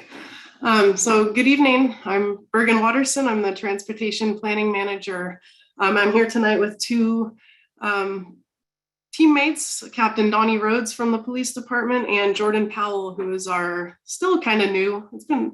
He joined us in December, our Complete Street Specialist in the Transportation Planning Program. So we have about 17 slides and it should take just right around 15 minutes. So I'm here tonight to talk about Vision Zero. I know you all have gotten a slew of emails over the past couple of days that probably have at least an idea what Vision Zero is at this point, but if you don't, then I will explain that in the next couple of slides. Go over the background of what some of the work we've been doing in Chapel Hill over the past couple of years related to pedestrian and bike safety. A look at what Vision Zero could mean in Chapel Hill if we were to adopt a resolution, and then actually walk through the draft resolution that we've prepared using different policies and resolutions from cities and towns all over the country, kind of picking and choosing what we thought was most relevant to Chapel Hill and the bits that we like the most about it. So we'll be hoping to get feedback from you all on that to get to a point where our hope is to bring it back on October 13th for potential adoption. So that's what we're going to do tonight. So what is Vision Zero? This is a strategy that's been gaining a lot of traction, not just in the United States, but internationally. Its goal is to eliminate traffic deaths and serious injuries. And it does that by sort of taking a more systematic approach to it. It considers that traffic deaths and serious injuries are preventable. They're not accidents like we generally refer to them as when they happen, that it considers that they are going to happen and that we need to implement policies and street design and infrastructure that recognizes that humans are going to make mistakes and that it can kind of absorb that and make it so that these crashes are not fatal or result in very serious injury. So kind of looking at the whole set of policies and infrastructure, street design, speed management, sort of the whole package to make a system that prioritizes the safety of our vulnerable road users. So people who are outside of cars, pedestrians, bicyclists, transit users, children, elderly people. It prioritizes their safety over the speed and efficiency of people traveling in vehicles. And that this should be integral in our townwide transportation decision-making that could go in anything from traffic impact analyses, road restriping projects, intersection design, traffic signal phasing, you name it. It kind of would encompass all of these transportation decisions that we make. So a little background. All those kids rolled up. Allison's like, yes, these are like teenage situations. I was like, bro, what? Okay, maybe I'll just keep going. In 2018, a representative from the Highway Safety Research Center came to the Planning Commission and to TCAB and presented on Vision Zero. And they were pretty impressed with that. And I think a couple of those representatives presented a petition to Town Council in 2018 asking that Council adopt a Vision Zero resolution. There were concerns about the resources available to implement the resolution, and also just kind of what exactly are we committing to? What are we adopting here? So we took that and kind of focused on some of the work that we had been doing with our bike and pedestrian team that really does do a lot of the pedestrian and bike safety work in town. It's sort of an already existing group that I think, Jordan can talk a little bit about some of the thoughts we have related to that group. But we were doing it, just not at an official Vision Zero level. And then a little later in 2018, the town was invited as one of 10 communities across the country to participate in a pedestrian safety pilot program called Road to Zero. That was a joint effort through America Walks and the Highway Safety Research Center. And we spent 6 months, I think that was Donnie, me, Sarah Polton, and Kayla Seibel, who used to be the transportation planner. We're in this intensive sort of technical assistance learning modules with the other communities across the country. And then the outcome of that was the pedestrian safety action plan that we created. And it wasn't ever adopted by council, but we have been using it as sort of a guiding document in a lot of our work.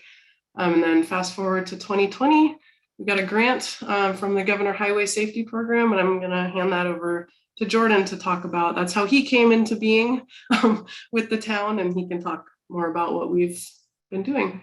Jordan, you just call out when you want me to change the slide, okay? Great. Hi, y'all. I've been having a bit of internet issues, so I hope you can hear me all right.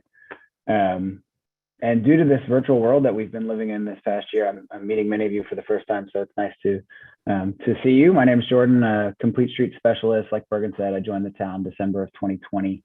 I don't know that I would say that's how I came into being, but my local existence perhaps.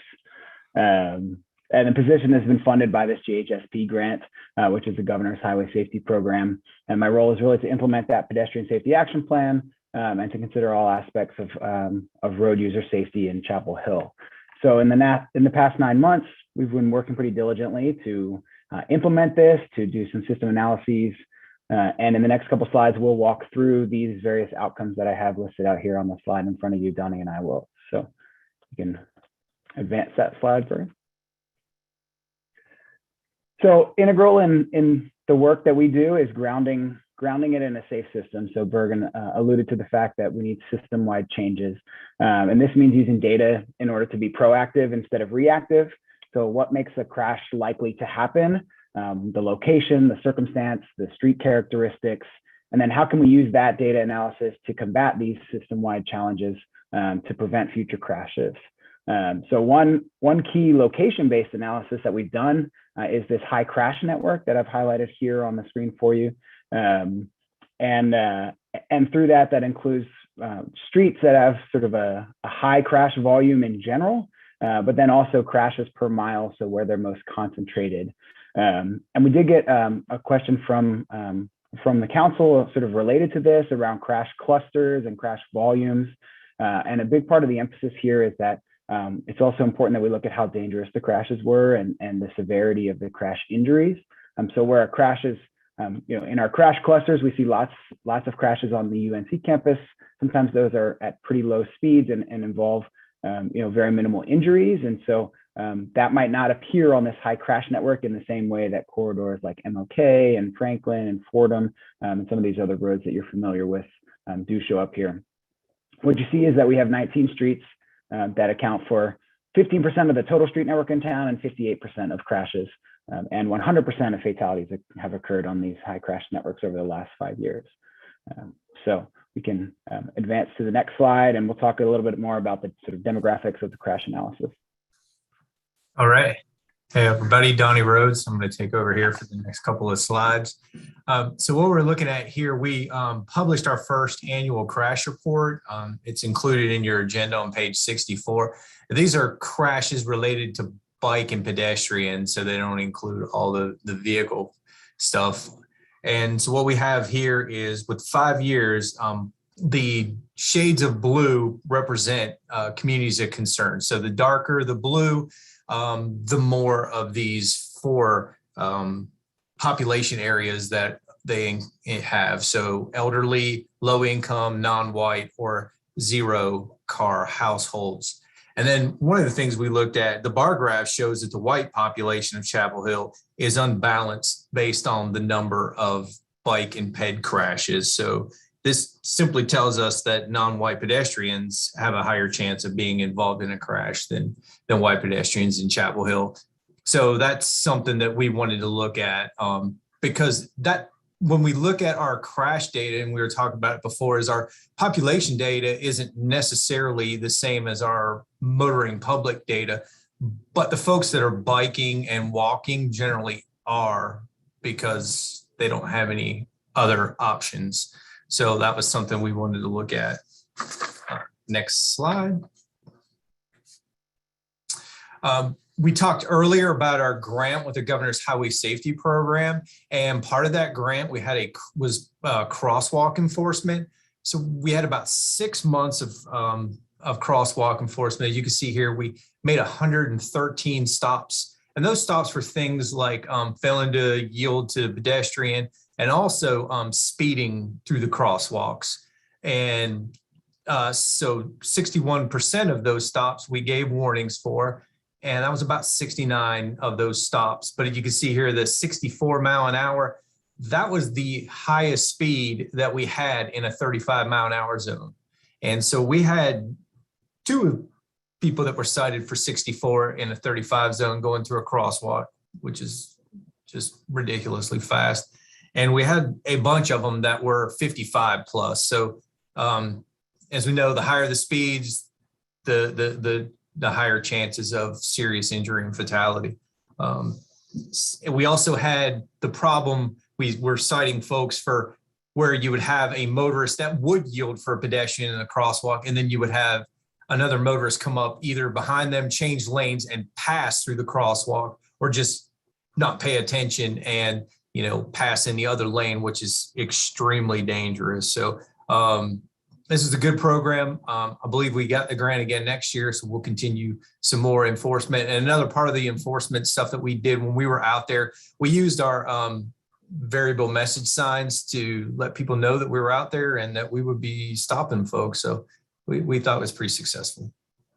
So next. So another part of this grant that we've had is sort of reconvening a Road to Zero task force. This group is charged with advising our implementation of the Pedestrian Safety Action Plan, consists of representatives from various town departments, but also other agencies in the area, constituent representatives, including the homeless population, elder care in Chapel Hill, and then also residents. And early on, we've been meeting with that group since February on a monthly basis. And early on, they bucketed out their work into the strategies that you see here: public engagement, equity, and technical review. And so like I said, we've been meeting monthly with that group and quite successfully sort of tackling hard challenges based on these 3 strategies. Bergen, you can advance to the next slide. So here's one example. I wanted to highlight one example of a safety enhancement proposal that has come from this work. You'll probably recognize this crosswalk, although who knows, you might not have been to town hall in a while. but this is right out front of Town Hall. And what you see here is some infrastructure, some safety improvements added to the center of the same direction travel lanes. And we're super thrilled that this has gotten sort of preliminary approval from DOT to pilot. What we're going to test out here is whether this vertical sort of visual barrier has an impact on through speeds at the crosswalk, whether there is or isn't a pedestrian present. Because as Donnie mentioned, folks traveling at high speeds certainly makes a crash more dangerous. And we think that this element will slow folks naturally. And then also, super dangerous is that passing maneuver. And so as we sort of build these vertical barriers up, you'll hopefully deter that as well, unless folks are super eager to run over a plastic barrier. So we can advance to the next slide, Bergen. So here we listed out the guidelines sort of as established by the Vision Zero network and North Carolina Vision Zero. These are the 4 things that a community needs in order to be considered a Vision Zero community and to be a part of the Vision Zero coalition. And so we'll sort of toggle through and see what Chapel Hill has or doesn't have.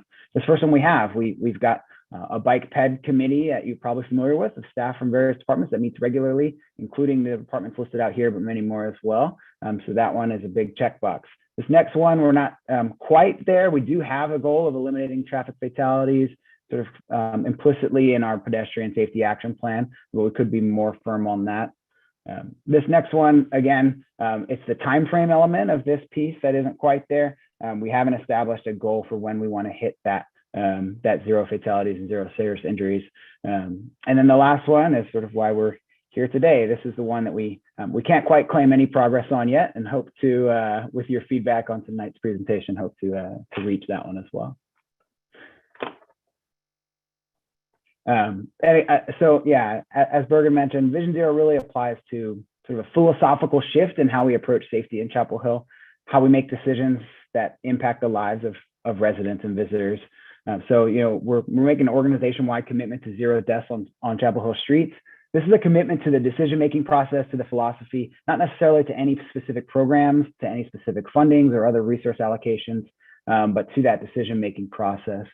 Unite's Chapel Hill goals sort of recognizes the synergistic relationship between safety, mobility, equity, and climate resilience, how all of those are interwoven, and how our streets play a big role in that. We sort of provide renewed guidance and structure for some of our existing and new working groups and resources that we've mentioned. Also provide some clarity that safety is our top priority. This goes for folks who live in Chapel Hill, who visit, and also businesses. And again, it does open up some opportunities for future funding without making an additional financial commitment right away. We can move on to the next slide. What does this look like in practice? You have some of these examples in your agenda packet, but some of the things that we would do in practice really revolve around focusing on speed management, street design, and then generally promoting a more supportive infrastructure. So under Vision Zero, all of these tie back into that decision-making philosophy that prioritizes the safety of the most vulnerable road user. And that vulnerable road user being, the children, the elderly, the pedestrian, the cyclists, the folks who are more vulnerable if a crash were to happen. Move on to the next slide. I listed out here a few examples of other Vision Zero communities in Chapel Hill and some of the successes that they've had since adopting Vision Zero. We have Greenville on here. Before they were a Vision Zero community, they had the highest crash volume. Generally, we think of high as good. This is bad. And after a few years of Vision Zero, they were proud to announce that they were down to 7. I'm proud to announce that we're not quite that high, but we do expect a similar shift in ours as well. They did some red light management that immediately had impact on the crashes, and sort of system-wide, their crashes went down, even in 2020 when we saw crashes go up nationwide. Charlotte did some speed management. They lowered speeds on 30% of their streets, and they secured some federal funding for a light prioritization project that came through their Vision Zero program.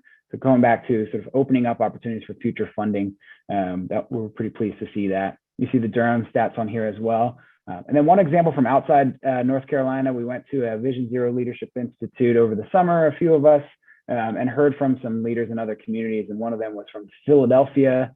they instituted a speed camera system, and was sort of very carefully implemented, but immediately saw a 93% reduction in the amount of speed violations that they were issuing, which is a remarkable stat.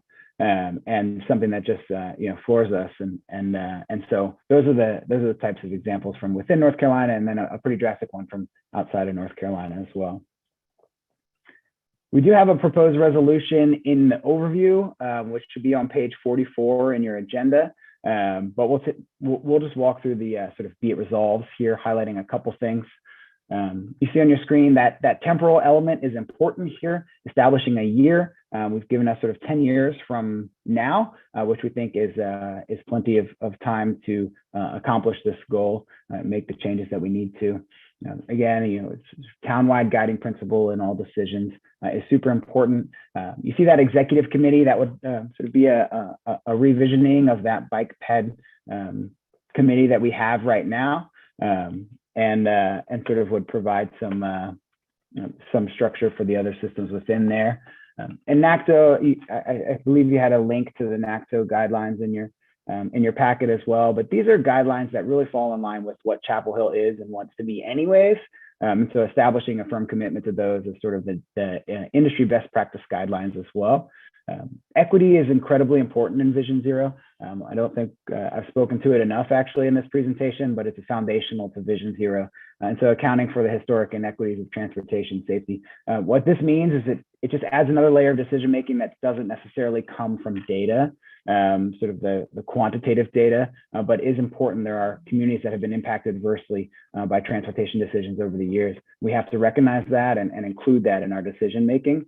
And also recognizing that some communities don't have the time or the facilities to call and be a squeaky wheel when it comes to safety decisions, or even know that they have that option. And so factoring that in as well as an equity element. And last but absolutely not least is the really creating that priority of the vulnerable road users over all other road users.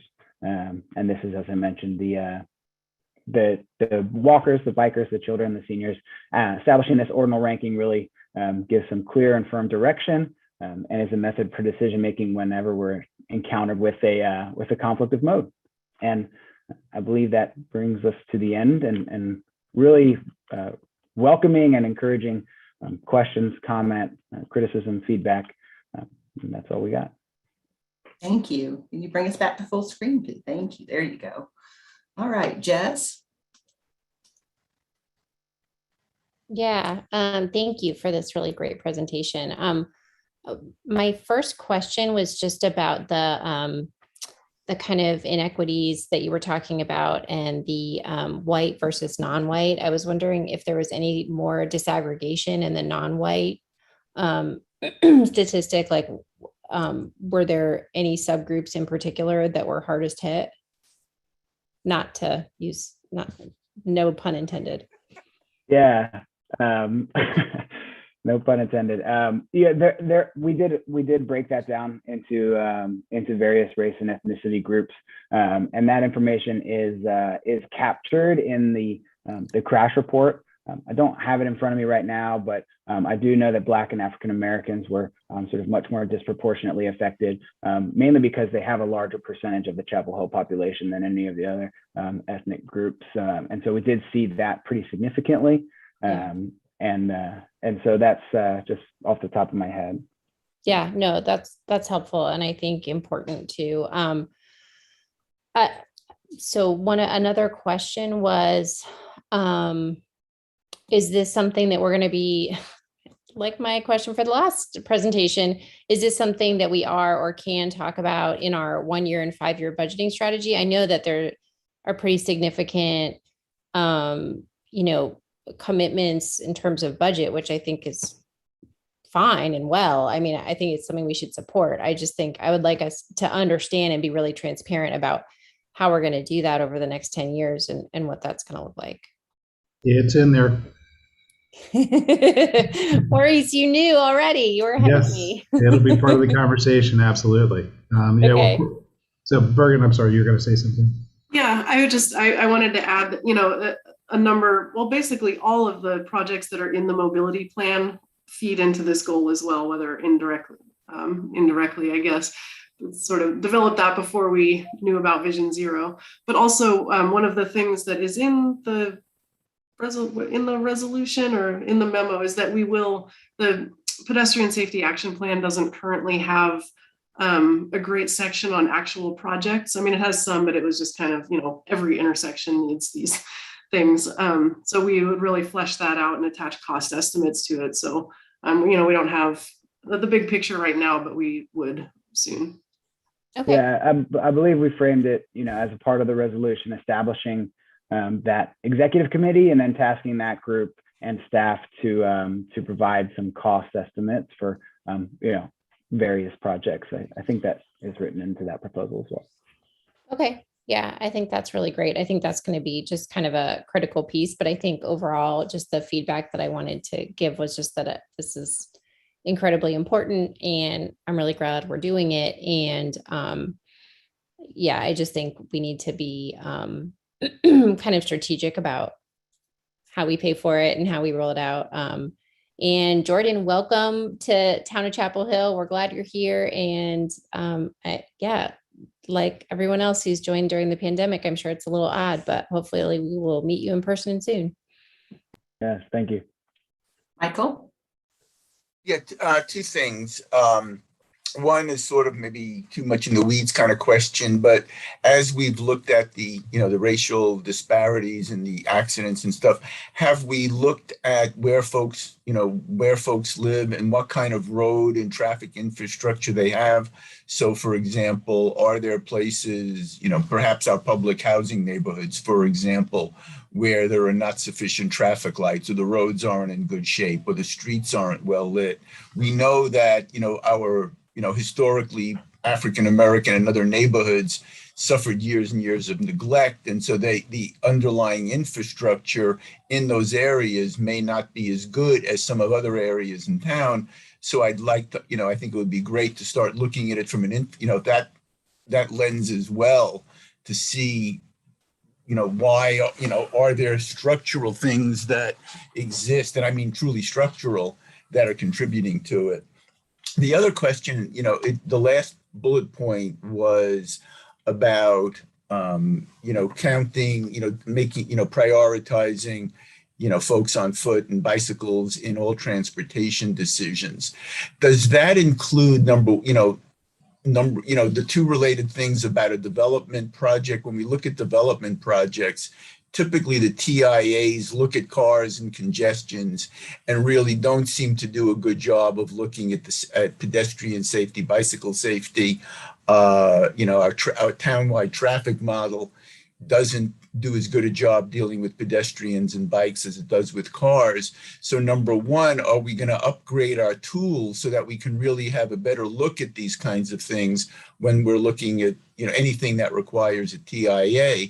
And then will we incorporate these kinds of things and that level of priority into our development decisions so that as we look and review projects, we are applying that same priority for folks on bikes, folks walking, and prioritizing them over cars, which really isn't the case today. Councilmember Parker, I think you really hit the nail on the head there. Those are exactly the types of things that we would feel empowered and inclined to do if we had sort of the organization-wide support and guidance to do that. I think TIAs are notoriously car-centric, and that's something that would be pretty high on our list to examine other ways of doing that. One of the things we have done, I think we've done one, we've got another one in 2 weeks, is started to work in walkability audits as developments start coming through the process. When we get more than the concept plan, but get maybe the first round of plans, a team of us is going to go out and just walk the site and see what sorts of things we see, where is it, what does it look like and feel like on the ground. So starting to implement different types of processes that can get at the safety aspect of kind of every element of town development and beyond. So if I may make a suggestion, and I don't want to be a wordsmith or anything like that, but as we look at that resolution, I think both as a way of memorializing some of the things you've just discussed, as well as letting our community know where we're headed, perhaps the resolution could, have another be it resolved that we will prioritize pedestrian and bicycle and, the other concerns in the review of development projects. Okay. Thank you. Okay, Alan, then Karen. Yeah, so I've got a question about the I don't know if there's any great way to tell this, but where folks live. So for instance, when there are collisions between cars and pedestrians or cars and bicyclists, just wondering if you all have some kind of sense of where drivers are coming from, if they're town residents, if they're county residents, or if they're residents outside of both the county and the town. Do you have a sense of that? With the crash data that we have, currently I don't have it tied to like the citations, which is where we would get that information. But I have looked at, if you recall Donnie's slide with the enforcement that we've done, I have looked at that and tried to sort of weave a narrative of, who is getting pulled over for speeding, in dangerous parts of town. I think that's a really important question, particularly in a town like Chapel Hill, where we have such a huge workforce hub and folks coming from all over. And so that is something that we are sort of actively looking at with the enforcement piece. As far as the crash, the previous crash data analysis, I don't have that. I don't know if Donnie had anything to add, but I don't think we have that at the moment. Yeah, so I mean, we do collect that information when we do a crash report, where people, their address, we have never taken that data and actually tried to figure out like what are the percentage of folks involved in crashes that actually live within the city limits or whatever. I think it would be interesting. Nobody's ever asked, and we've just never pulled that data out of the crash report. I'm not sure how easy it would be, but I'm sure our crime analysts can figure it out. Got it. I was just curious. Yep. Thanks. Okay, Karen. Yeah, thanks for this presentation. It was really great. I just want to go back to the discussion between Bergen and Michael. And the walkability audit, I think, is a great idea that you've started doing. And I was just talking to some folks last night who had done that with you, I believe, and really appreciated that opportunity.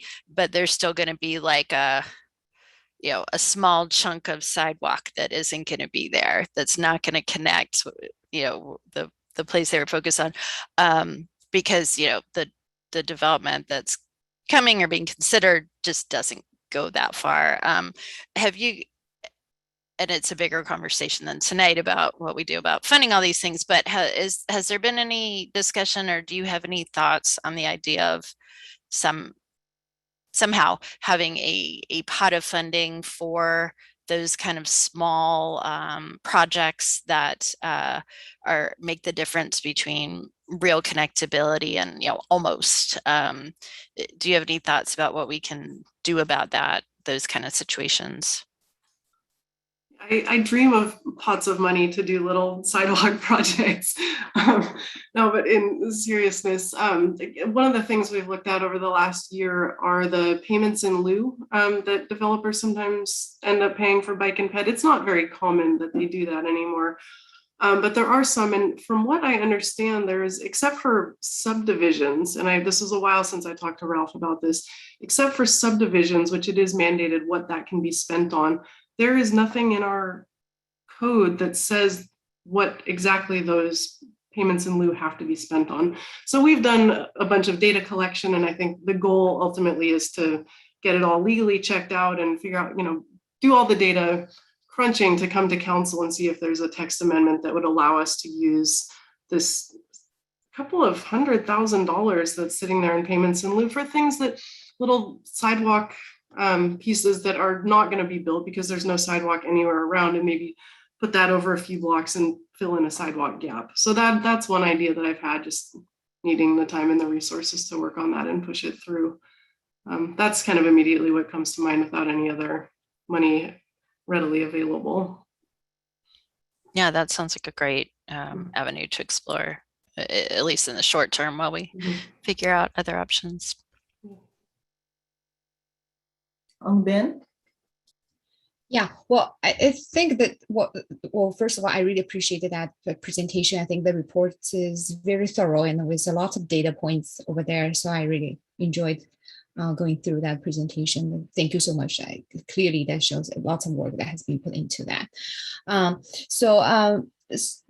For your presentation about the racial disparity in the data that you just presented, have you done anything trying to see, like try to pass out, is that the racial issue, or is that the income issue? Is the people who just do not have a car, so they're pedestrians, they're riding a bicycles, so that put them into the most vulnerable position. So, and as we know, especially along that MLK corridor, we know it is a high corridor with fatal traffic accidents. And we also know that is the corridor that, because there are several shelters and other facilities that there are people that are not driving a car and they're walking around or riding a bicycle. So I don't know if you have get into that kind of detail to really trying to tell the story or trying to understand what actually is going on, like when or how those kind of fatalities that occur in those accidents. Yeah, that's a great question, Councilmember Gu. And we tried to fit sort of a lot of data analysis into a quick presentation, but with that communities of concern map that Donnie presented about, we actually, we broke that analysis down by those 4 various communities. So we have those independently mapped and sort of collectively mapped. And those communities that we mapped are low income, are non-white, or racial minority, are zero access to car households, and then our elderly. So we can look at those each independently, and without getting too bogged down into the methodology, sort of looking at areas that sort of eclipse the standard for the town in those various populations.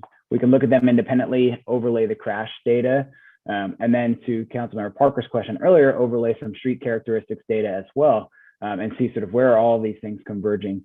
Then we apply, that data analysis lens, and then the lens of equity that we spoke about during the presentation, to sort of prioritize implementation of safety improvements. Yeah, well, another data point, I don't think that is included in your report, but I have read lots of reports on that, is when the community actually started to promote the walkability and the bikeability, in installing more bicycle lanes or pedestrian passes, and they're actually causing more conflict points between the cars and the pedestrians and the bicyclists. And that actually tends to increase the number of fatal accidents. So I don't know, what do you think about that? Yeah, I'm not prepared probably right now to address that, but if I could get back to you on that, that's certainly an important consideration. And I think important to state as well that we're not presenting this with any sort of silver bullet, to pardon the phrase, as far as what we want to do. As far as we want to install bike lanes in every neighborhood, right? That's not the solution that every neighborhood needs. And so I'm certainly in neighborhoods that haven't had bike lanes, and maybe don't want them, you might see that increase if you were to implement that without working with the neighbors in advance. So public engagement is paramount into implementing these as well. So making sure that we work with the community in that. Yeah, well, I think my point is, I'm not trying to say that that it is dangerous to install those bike lanes. I'm just saying that it is, well, especially if we decide to adopt this Vision Zero vision, that we need to prioritize the pedestrian and the bicyclist safety instead of the efficiency of the cars. I think that really put that, because there are different ways to approach that Vision Zero. If we only look at the crash statistics, it can actually lead us to different conclusions of what needs to be done. But I'm hoping that we will prioritize the bicyclists and the pedestrian safety over the efficiency of the cars. Yeah, thanks for that. That's exactly what we hope for as well. And I think if I'm understanding your question, it's if we look back at those NACTO design guidelines and we approve this with those in mind, those tell us very clearly that you can't just put a bike lane down and expect the road to change. You have to design the road in a way that drivers will be driving safely, so that bikes, whether there is a bike lane or not, can feel safe biking on that road. So coupling the prioritization of the vulnerable road users with that design consideration is important, and is a really, really important note. Well, thanks. Yeah, thank you.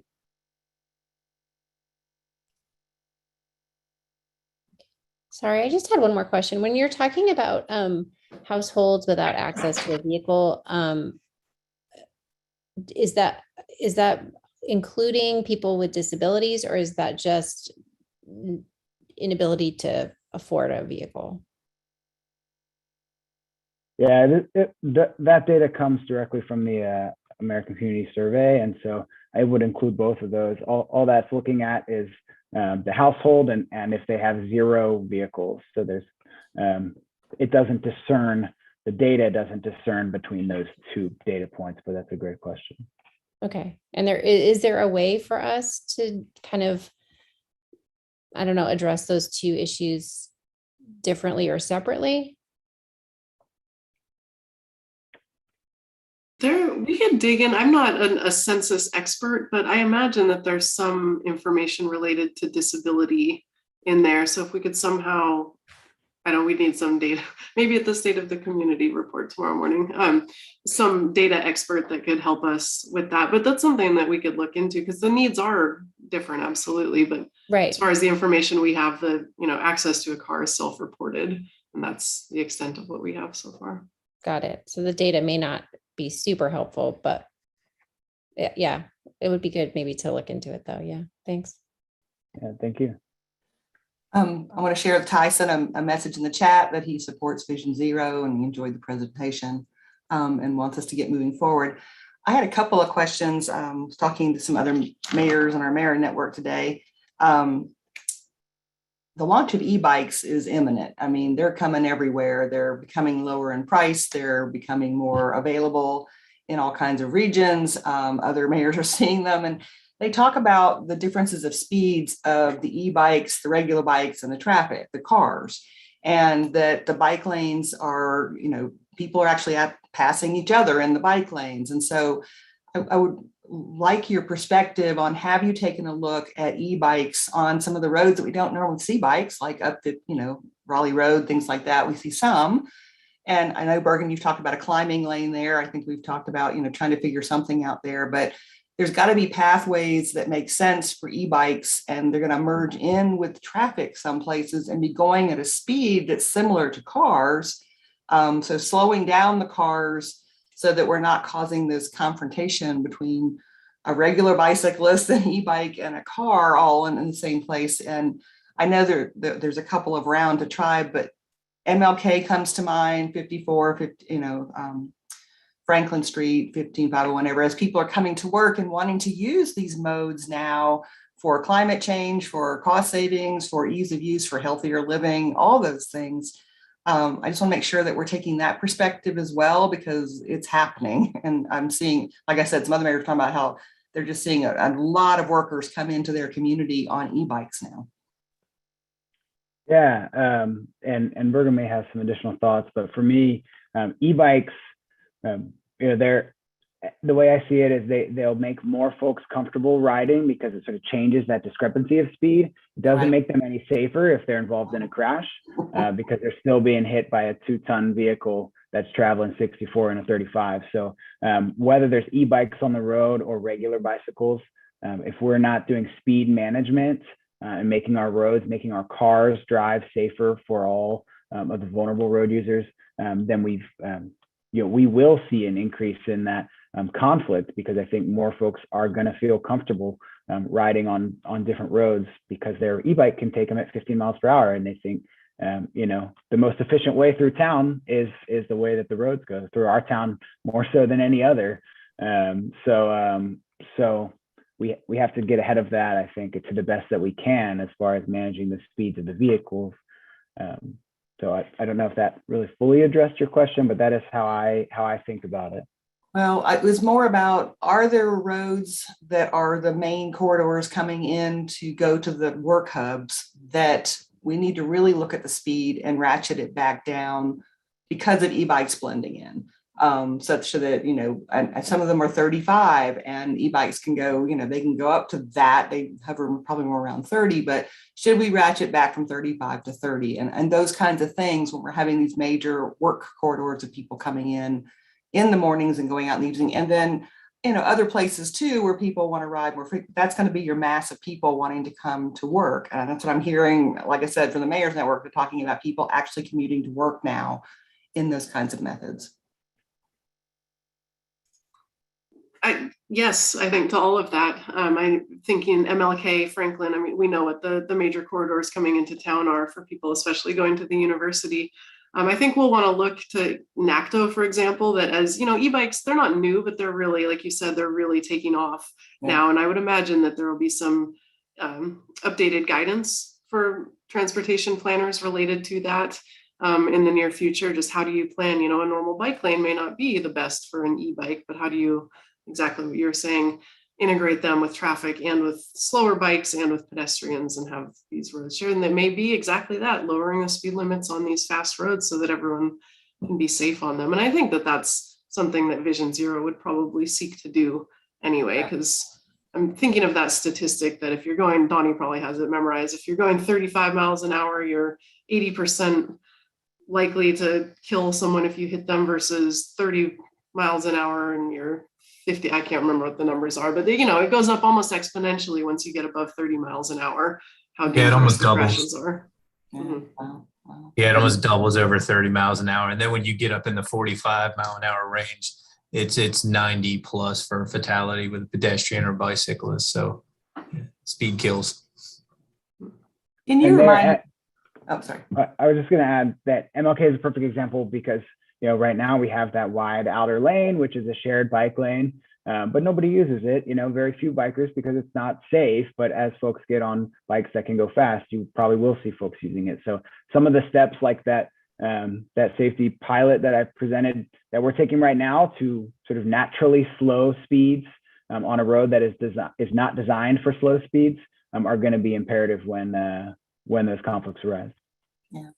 And can you remind us of what is actually the law about stopping in both directions when the yellow light is pushed? I go across that one there at Town Hall, and it's interesting. When I start out, they stop in that lane, but they keep going on the other side until I reach there, and then they start back behind me. And so you feel like you're going through a slow version of Frogger, right? You're hoping they're going to stop once you get. Are you supposed to stop in both directions, I guess? And do we tell so the way it works is when you're in the crosswalk, once like you put your first foot in there, the cars that are in the lane of travel that you're first in have to yield to you. Mm-hmm. So as you're crossing and there's a refuge island in the middle, the cars on the other side don't have to yield yet until you're there. So once you get to that pedestrian island and then take control of those lanes, those vehicles are required to yield to you. And so technically, like you're saying, when you're crossing and say you're across one lane and you get past it and then the car will go in behind you, they're technically not allowed to do that either, because like, what if you get into that second lane and realize that you left something back in the office and you turn around? So yeah, they're supposed to wait till you've actually cleared those two lanes and are in the refuge, and then you have to take possession of the next lane before they're required to yield in the other one. But we hope like with the RRFBs, like when you hit the yellow light, hopefully people are starting to yield, but they don't always. And it is, that is, and you're right. I think the thing is people think when they hit that button that now, and they've started in the crosswalk, that they've got it the whole way across. Yeah. And technically that's not true. Okay. So you are still required to make sure it's safe for you to make that second leg across the roadway. Okay, thank you. Michael? Yeah, actually, something you just said, Pam, reminded me of a problem that doesn't exist so much anymore, but used to be a really serious problem in New York City when there were lots of bicycle messengers flying around New York City, and those guys could move. And so I think that the other thing we have to be sensitive to as we think about the e-bikes, we tend to think about they're vulnerable vis-a-vis cars, but pedestrians are really vulnerable vis-a-vis e-bikes. And there were many fatalities in New York City of high-speed bike messengers hitting pedestrians, and they would fall and they would, bang their head on the curb or something. But it was not an insignificant number of serious injuries and fatalities. So it's, as bicycles go faster, we also have to start thinking about bicycle to bicycle conflict, like what happens in a bike lane if you've got an e-bike and a regular bike and the e-bike is zipping through, and then what happens in terms of conflicts between pedestrians and e-bikes, because pedestrians are generally going to lose those fights. Okay. Hangbin? One quick question, because you mentioned about reducing the speed from 30 miles to 25 miles to 30 miles, but is there any considerations about like making the car lanes narrower? Because I saw there is some studies that called the road diet or something. The road diet actually significantly reduce the speed of the cars, and also it create more spaces for like bicyclists or pedestrians. They have their own separated lanes. Wouldn't that be like, is that something that's feasible, or what do you think? Yeah, feasible. We'll see. Most of our fast, big roads are DOT roads. So there's that obstacle there that they don't often like us to request lower speed limits or narrower lanes. The narrower lanes sometimes, DOT, fire department, and Chapel Hill Transit have certain requirements. I think that's the minimum they go is 10.5 feet. They don't typically like that, though. It's really 11 feet, but a lot of them are wider than that. So that is, one step that we could take, but there are a few obstacles to getting that implemented. But can we start with the roads that owned by the town? Mm-hmm. Yeah, we can definitely. We got a new intern who started on Monday, and one of the first things that he's going to do is take our whole street network and do some GIS analysis and come up with sort of a street classification database so that we have all of the different characteristics for all of our streets, and can really start kind of finagling the data in different ways to see where and what we can do on our streets. Yeah, that would be awesome. Great. No, it is an awesome project. Well, I think you're hearing from council that they are very excited about Vision Zero and supportive of Vision Zero. We understand you still got some work to do and figure out timeline and budgeting. So we'd like to see this come back when you're ready to bring it back to us, but I'm hearing full support for this project. So excited. I remember when we brought it forward the very first time with the petition and stuff. So way to go. I just wanted to summarize that I think tonight I've a lot of great questions, a lot of great comments, but really the one related to the resolution was about adding in a be it resolved about, we'll wordsmith later, but implementing pedestrian safety into the development review process specifically. Yeah. I didn't get other specific feedback on the resolution, so we can kind of tighten that up, add that resolution and bring it back in a few weeks. Is that how I'm understanding this? Council members, thumbs up or thumbs? I think you're here. Yeah, I think everyone was excited about that. Yeah. Thank you. Thank you for that. Great. Okay. We do have a few minutes left. If there are members of the public who would wish to share their comments with us, we welcome you to speak. You can use the raise your hand feature.